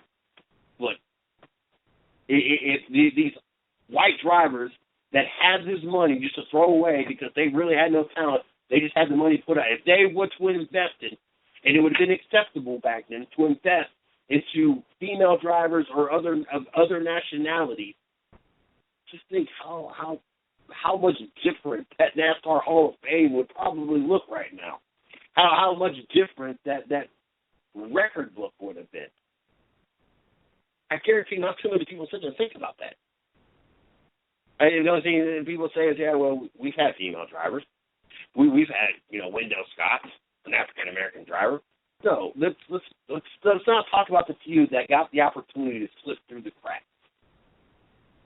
let's talk about all the rest of the truly honest. And I'm not trying to say that they weren't good drivers or great drivers or talented, but you're talking maybe a couple handful of females or of other nationality. Let's talk about the hundreds or thousands of drivers throughout the history of NASCAR. Just let that soak in. I honestly think from the talent that we have seen, and we're only at the beginning, at the very front end of it. We've had the opportunity to have some of the most talented drivers on our show. We have had some of the brightest females to ever get behind a wheel on this show, and we're just starting to feel this wave.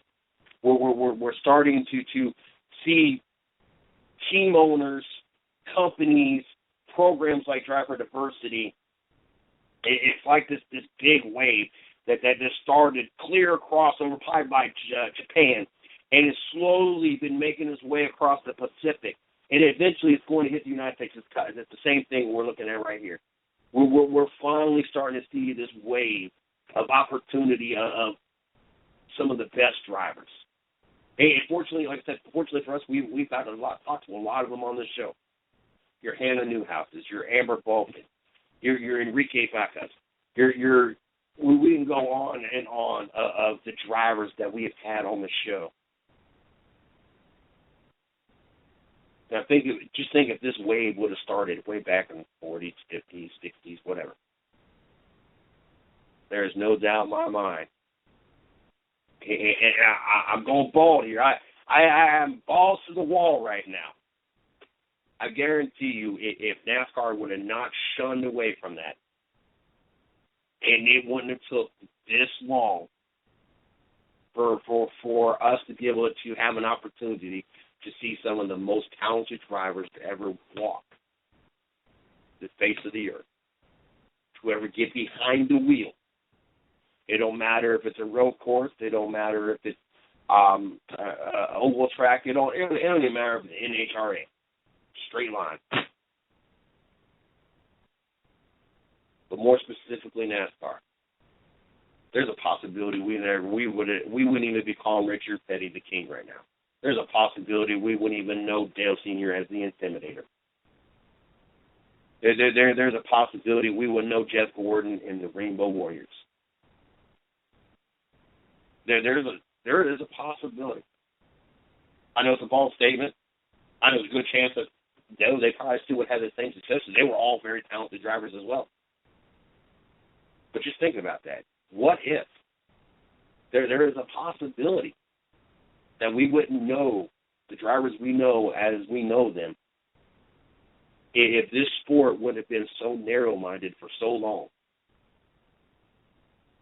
And all these talented drivers that have had the chance to be in this program, Allie Kern, I was trying to think of who has actually been in the program that we've had, on the show. And I didn't plan on going this route, so it wasn't something that, I had this information sitting in front of me. But Allie Kern, of course, Jay Jr., and of course last night's Ruben Garcia, just the ones we've had over the last 2 weeks. And I'm sure if I go back in our book here and just kind of, I hate to sit here and skim through it, it might take a while before I come across, a bunch of different drivers that were part of the Drive for Diversity program. But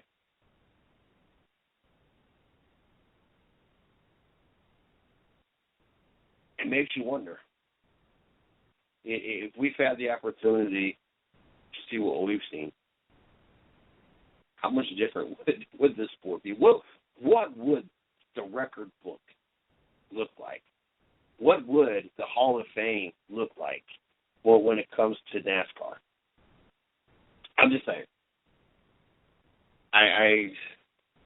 It's crazy to me. And like I said, because of my background, because see now I couldn't find that thing earlier, but I'm assuming because he commented on it, and I see it on my Facebook as a comment, he has probably commented on the and so I think I'm going to get you an opportunity. Yes,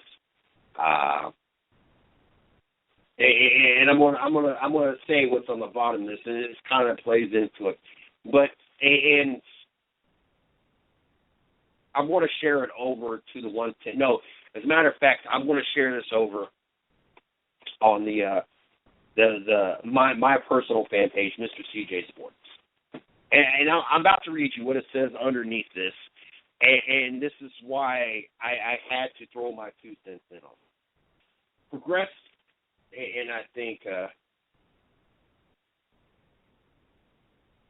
Progressive Insurance releases photos of LeBron James as a female with a wig.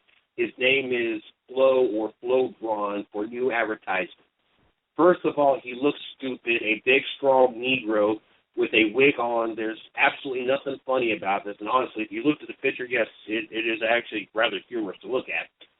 Just imagine LeBron James with shoulder-length hair. It looks like either A, he has a wig on, or B, like he just has long hair.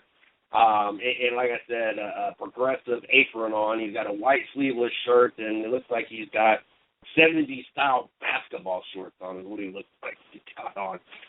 First of all, he looks stupid. A big, tall, strong Negro with a wig on. There's absolutely nothing funny about this. But most of all, he submitted to the power of white supremacy agenda. The ethnization, that's a big word. Big word. I didn't get that kind of education. Of black males. He did this October 31st, 2015. Within a little over a month, he signed a lifetime contract with Nike. The shoes in this photo are Nike shoes, and obviously we know that. I'm going to share this. That's kind of what. How do you manage? How do people manage to turn everything into a race thing? I don't get it. But yes, that's, and I'm glad that he finally saw that I commented on it, because and I'm posting this right now. That way, if you guys will check out the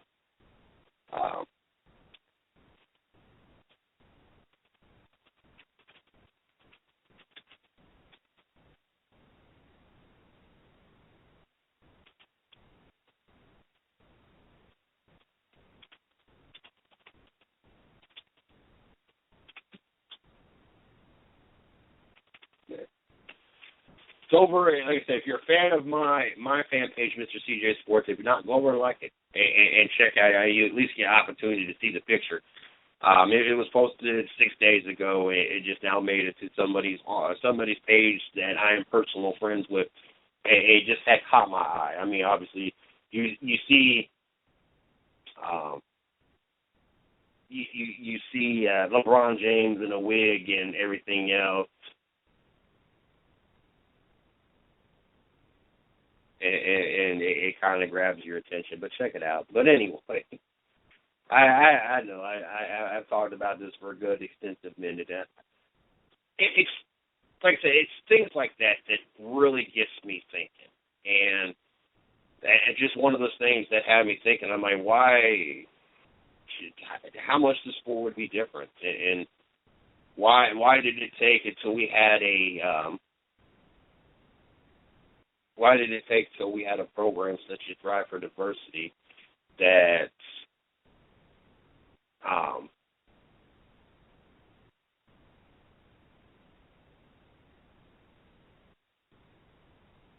for it to even be acceptable, and I even hate using that word. It shouldn't even be acceptable. But anyway, make sure you guys check me out on Twitter. You can check me out at DJ Sports 1. You can check out the 110 Nation at 110 Nation. Also, make sure you check out us on Facebook. Like I said, my personal fan page, Mr. CJ Sports. You can check out the 110 fan page, 110.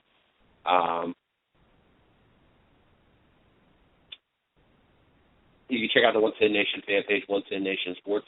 Also, make sure you check out our blog site, www.the110nationsports.com. And then also check out our company site, www.the110nation.com. For all the latest going on here at the 110 Nation. I want to back up for a second. The blog site. Been having a lot of stuff going on the last week or two, and we're really trying to work on making our blog site presence more of an important thing, more of a priority, I guess the word I'm looking for.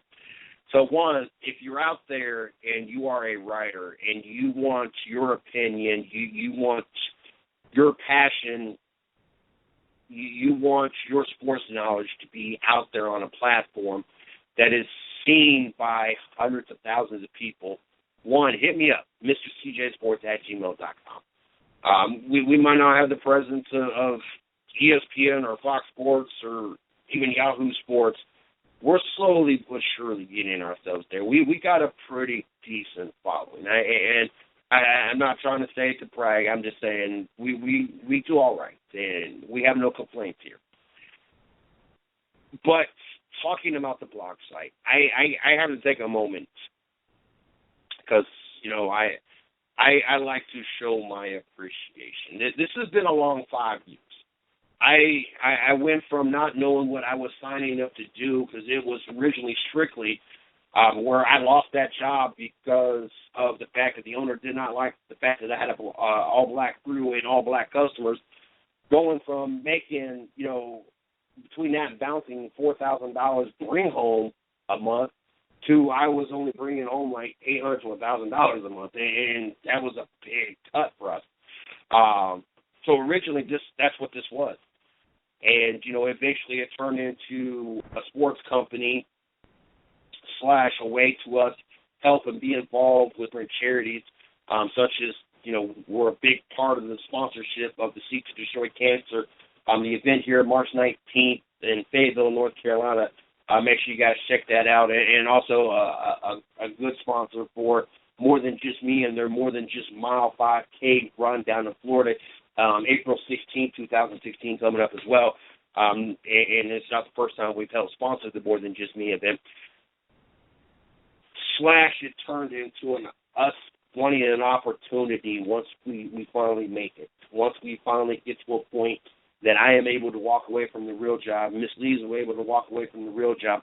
Anybody else that is currently employed or currently working for the 110 Nation, walk away from the real job and then provide other opportunities for other people to walk away and do this as their career, do what they passionately want to do. To go from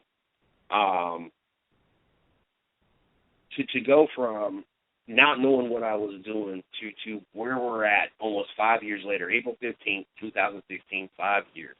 I have learned a lot of mistakes. I made a lot of mistakes.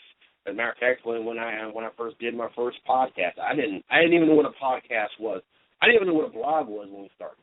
Like I said, I didn't even know what I was signing up for. I had no idea I was even signing up to have a blog site. The company, they said, well, you sign up, we pay so much a month, and then we'll teach you what you need to know when you need to know it. It wasn't until a week after I even signed up and already paid them the first initial payment of $50 that I even found out what I was doing. Then when I started blogging, I had no idea what a blog was or how to be a blogger. I was just being a street reporter and just giving you straight facts. Once I found out I can talk about the facts and throw my opinion in there, and that's what I get to do, shoot, sign me up. And it's kind of the same thing. I had to do my research on what a podcast was, because I had no idea what a podcast was. And shoot, I get to sit here and talk for 2-3 hours and give my opinion about stuff going on. So, sign me up once again.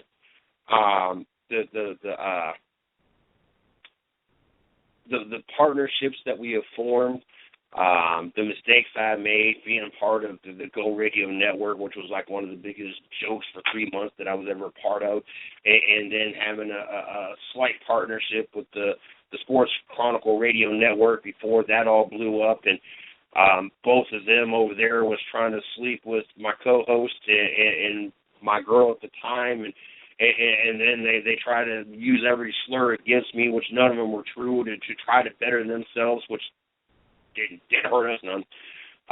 To forming the 110 Nation, to being gone due to personal reasons, to everything that we have gone through, and you have no idea the hills and ups and downs this has been.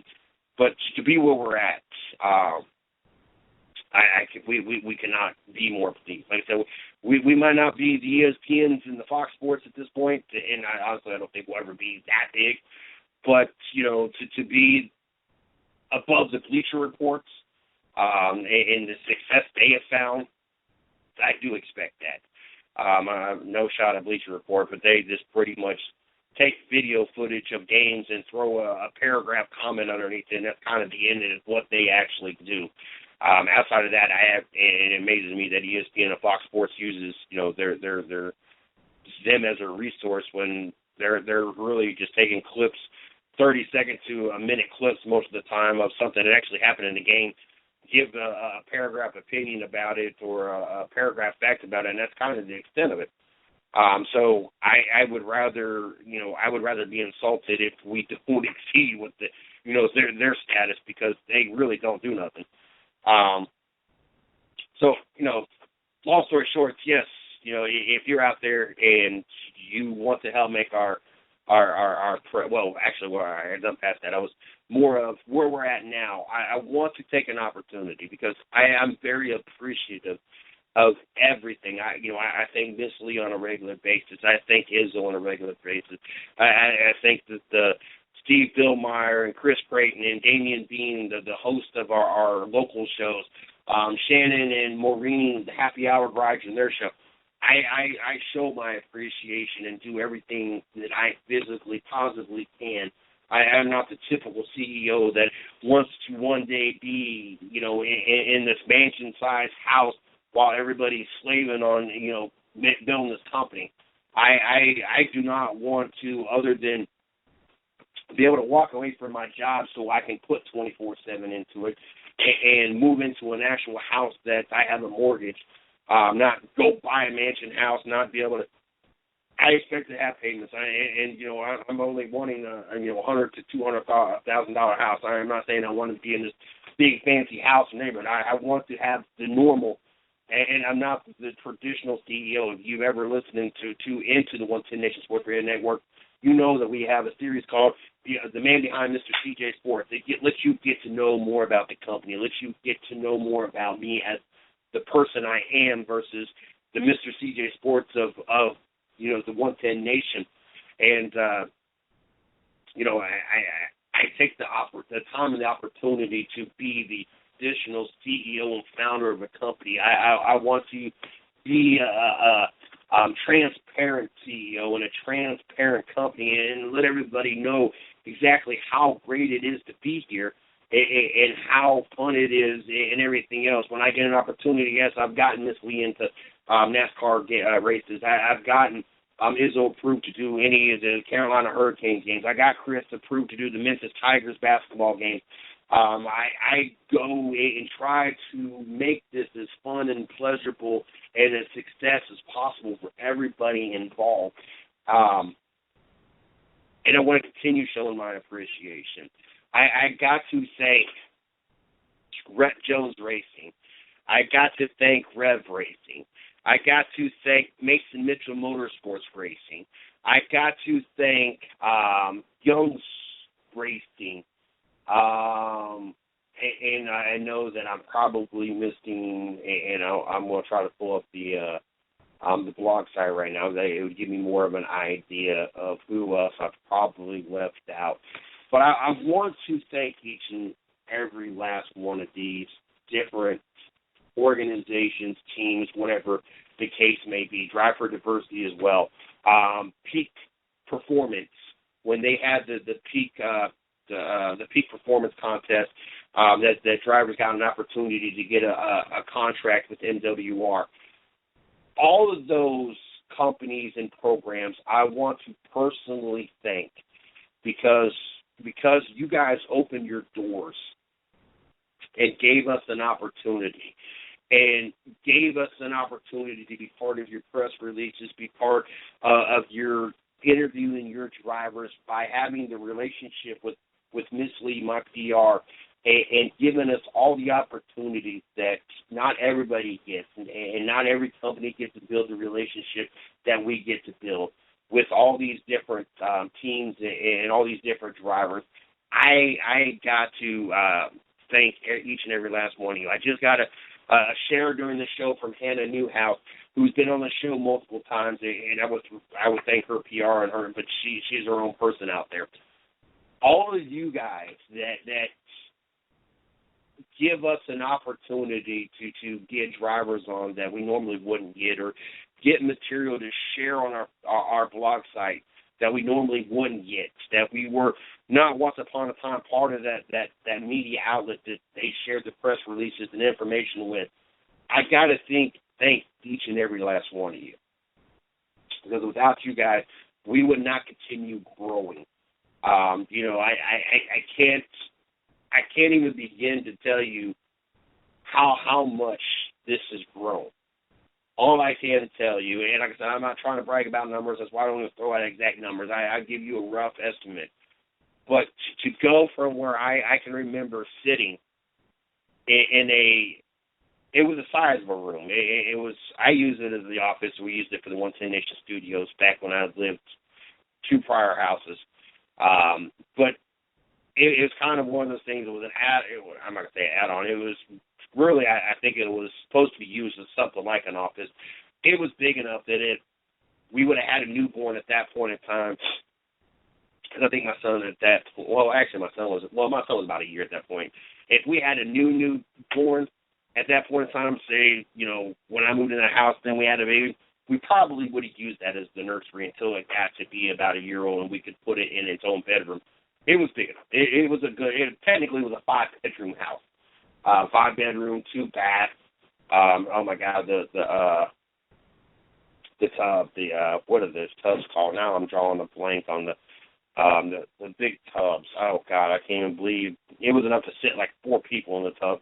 Anyway, it was a nice house.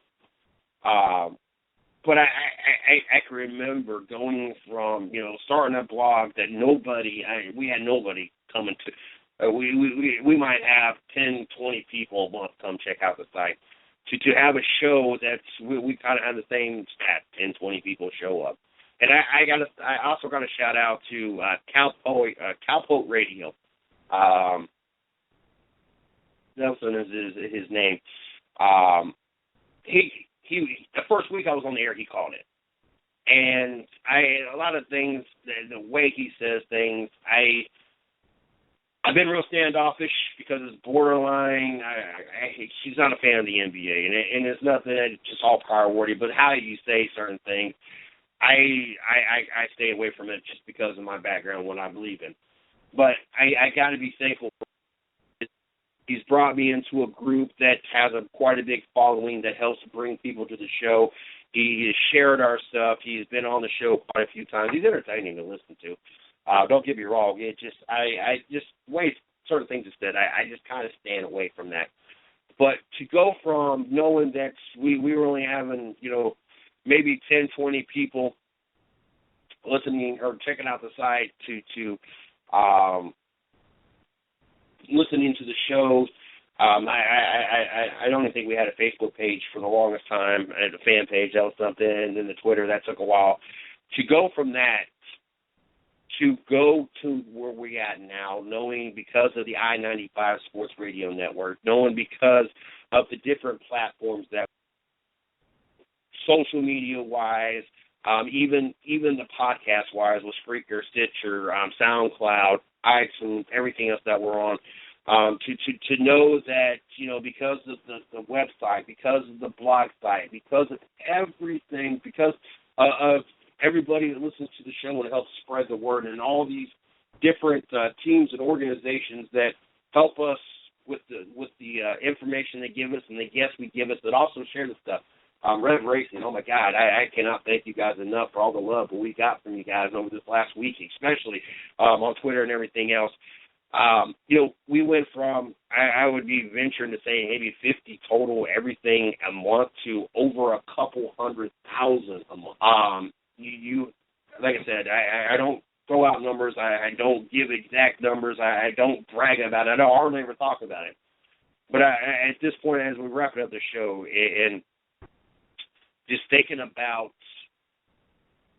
how appreciative I am of programs such as Drive for Diversity and what Rev Racing is doing, and just thinking about what we missed out on all these years, just makes me want to kind of reflect on how appreciative I am of everybody that makes this possible, and where we was almost 5 years ago, and what many times almost never was, to where we are right now. And I want to take an opportunity, because I do this every show, and this is the big reason right now.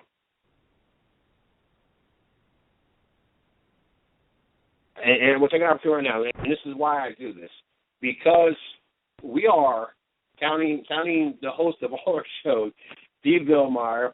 Then you got the two co-hosts over the Dirt Talk Hour. You got Chris Creighton, and you got Damian Bean. You got Miss Lee, who does PR behind the work, and you got myself. That's really the extent of our staff. Now visualize what our lives are like when all of us have real jobs, or almost all of us have real jobs. All of us have family. All of us have everything going on, and there's 5 of us trying to ensure that the blog site, website, and shows are all on point. And I honestly think we do a very, very good job. Very good job. For 5 people, knowing what is in stake and how many people are tuning in, listening to the shows, reading the articles and everything else, to know that 5 people are holding this down, and we're continuously growing. I got to say, we do a pretty daggone good job. And I give a lot of the credit to everything that goes on to Miss Lee. Miss Lee, by doubt, she could walk away from here and go to almost any other bigger company and do the exact same thing she does and probably get paid really well for the information she has and the things she does. Now, with that being said, and kind of giving a ballpark figure of where we're at this point and what we're trying to, eventually we want to be 24/7 on the air. Eventually we want to have riders that we want to have every team and every sport covered. I'm not saying we got to have one person for every sport. Eventually I'd love to have that. But at least enough riders on staff that they be in the building that eventually we get, or riding from home standing, and then I want to make sure that every team and every sport is covered. I know it's a big, big goal. I know it's a big dream, but it's my dream, and it's been my dream for a long time. And I have 5 very dedicated people right now trying their hardest to make all this dreaming become a reality for all of us. We all want to one day this be our job. And I got throw a 6th person. I forgot Izzo. I keep forgetting Izzo. I don't know why I do that. But if you're out there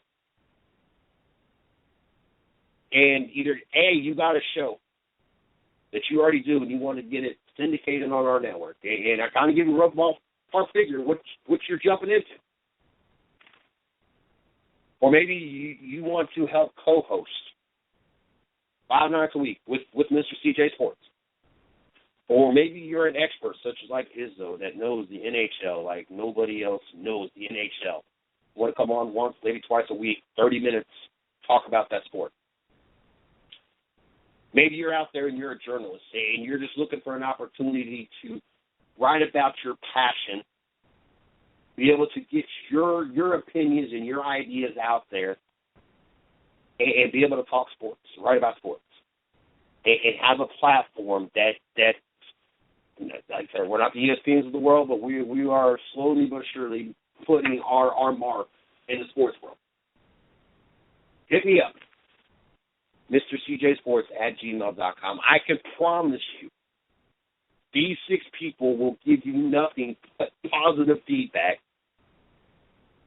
and that I will do anything and everything possible if you give 110%, and honestly, that's where the whole 110 even came from. When I formed up with somebody else and it was originally 100 or 110 Sports Talk, it was 110% going above and beyond. That's where it all came from. If you give us 110% and you help continue to build this company, I will help take care of you and ensure that you will have a spot in here. Miss Lee, she doesn't ask for much. I try to give her everything I can, to include giving her opportunities to be at tracks, give her an opportunity to interview people, to include giving her part of the company. I take care of those who do what needs to be done to help take care of this company. If that sounds like something you want to be a part of, and it's not that I'm out here begging, it's not out here that I'm trying to plead, it is more the fact that we've had this discussion. Shorty and I have had this discussion. Miss Lee and I have had this discussion. Chris and I have had this discussion. We know that we are getting to a point here soon that 6 people are physically not going to be able to handle everything that's going on. Right now, we're all in the groove. You know, Damian and Chris do their thing on Sunday night and recruit their guest list.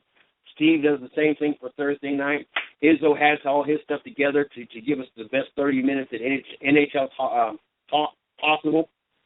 And Miss Lee, I don't even want to know the endless. And we talked about this the other night. We need to find a way to get 2 or 3 more people like her, but to be focused in other sports.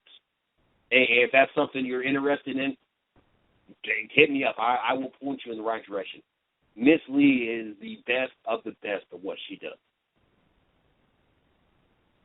It's not that, like I said, it's not that I'm begging for people to join. If you want to join, you want to join. We've had many people come and many people go.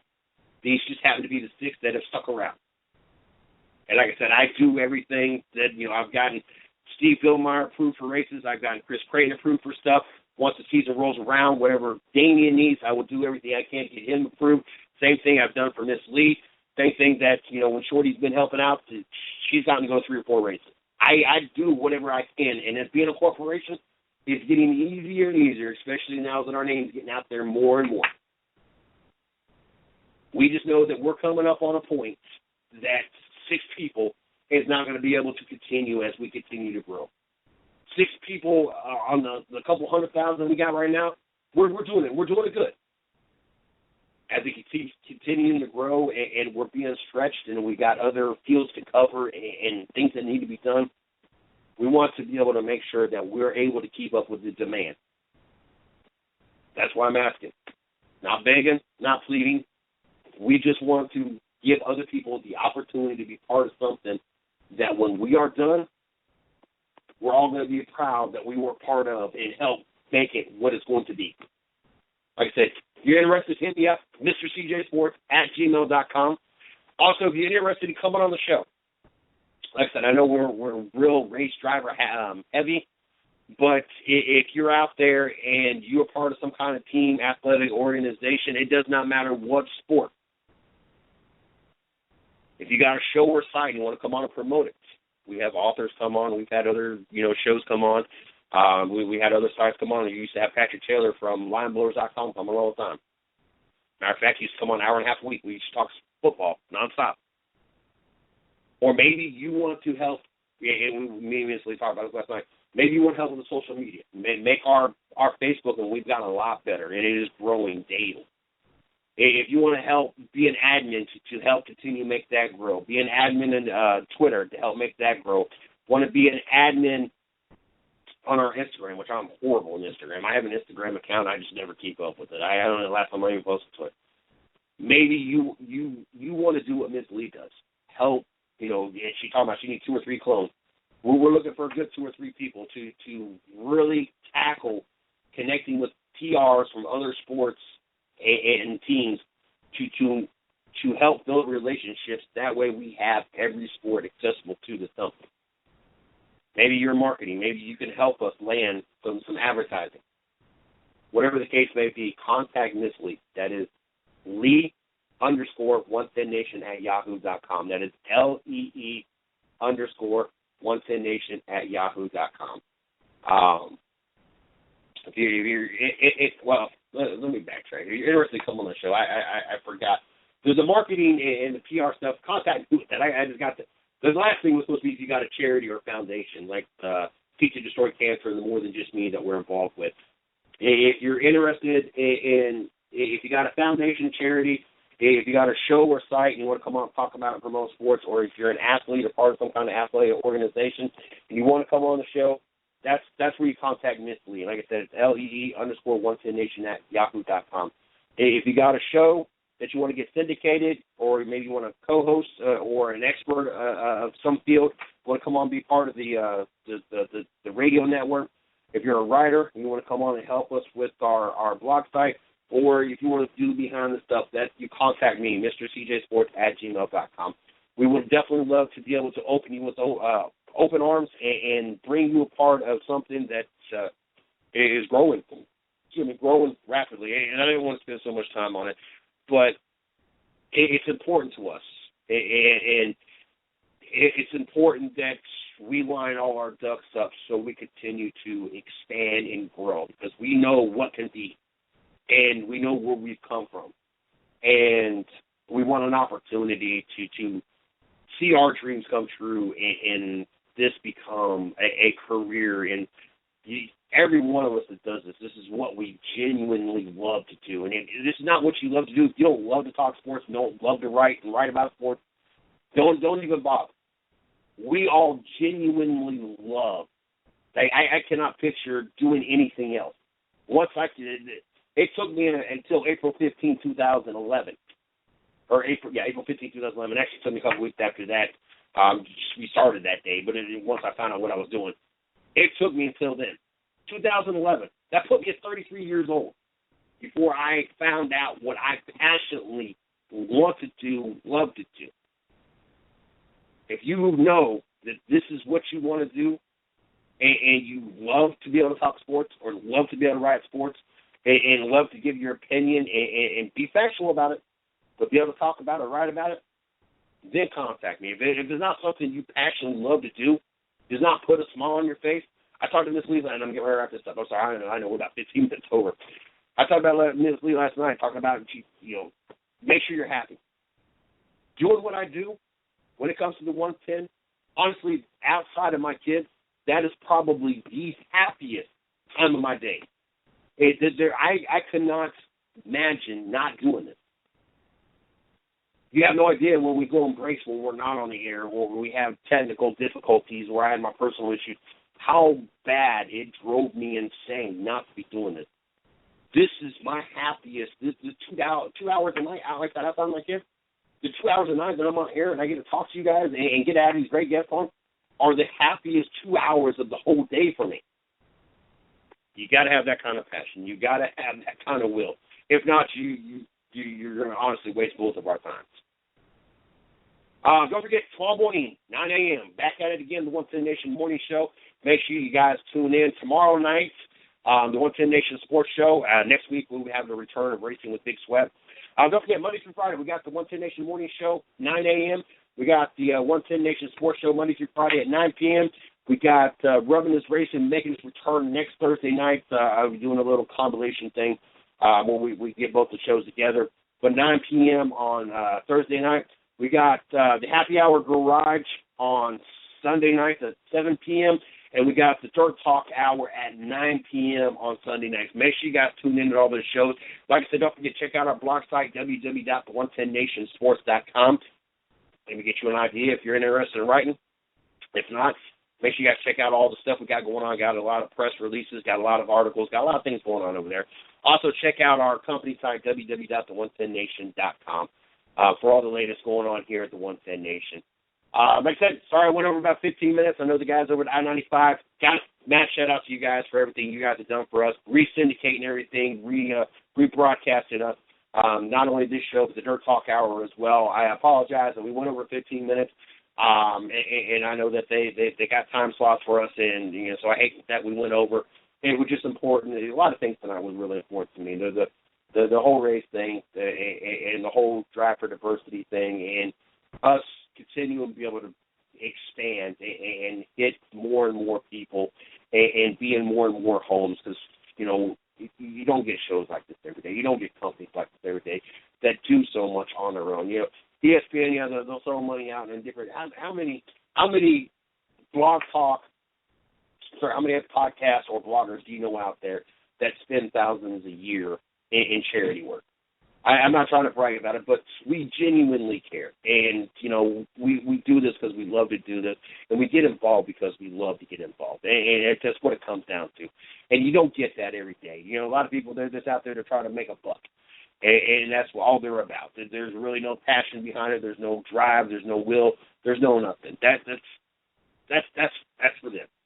And that's what separates us from them. And that's why we continue to grow and why the rest of them, for the most part, all stay where they're at, or they have fallen off the face of the earth. Like I said, I have been partners with so many different people and have seen so many different podcast shows or bloggers or everything else come and go. 5 years later, we're coming up on 5 years here in 2 months, and we're still here. Bigger, better than ever. Yes, we've made a lot of mistakes, and we've done a lot of changes, and there's been a lot of different names, but for the last 2 years, there's been one thing. This year, at the beginning of the year, we made it official by being an LLC, and it's gone from there. Resume speaks for itself in what we have accomplished. You want to know more about that, like I said, all you got to do is hit me at MrCJSports@gmail.com. But I'm going to let you guys go. I'm going to let you guys enjoy the rest of your night. Miss Lee's probably going to slap me around a few times for dragging us out 15 minutes and having the conversation I had. But I just felt that it was in my heart to talk about it tonight. There's a lot of things that, I could sit here and talk about that I'm not going to put you guys through. But, it's one of those things that help make us just a little bit different than everybody else. You guys have a great night. Tomorrow morning, 9 a.m., back at it. Thanks for listening to the 110 Nation Sports Show with Mr. CJ Sports. You are a part of the 110 Nation, so be sure to visit the110nation.com for everything related to the show.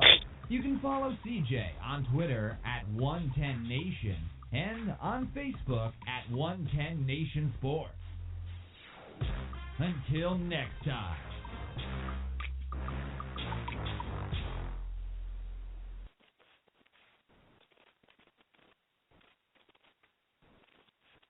Geico presents sharing versus oversharing. Today, Bridget Griffin shared a video of her daily yoga routine, 2 self-help articles, and her new blog called Build Your Inner Bridge with Bridge. Girl, your sharing has turned into oversharing. No worries, Bridge. Geico has some info worth sharing with your 7 blog followers, like how you could save money on your car insurance, update your policy, and report a claim just by visiting geico.com. How's that for building your inner bridge? Bridge, Geico. 15 minutes could save you 15% or more on car insurance.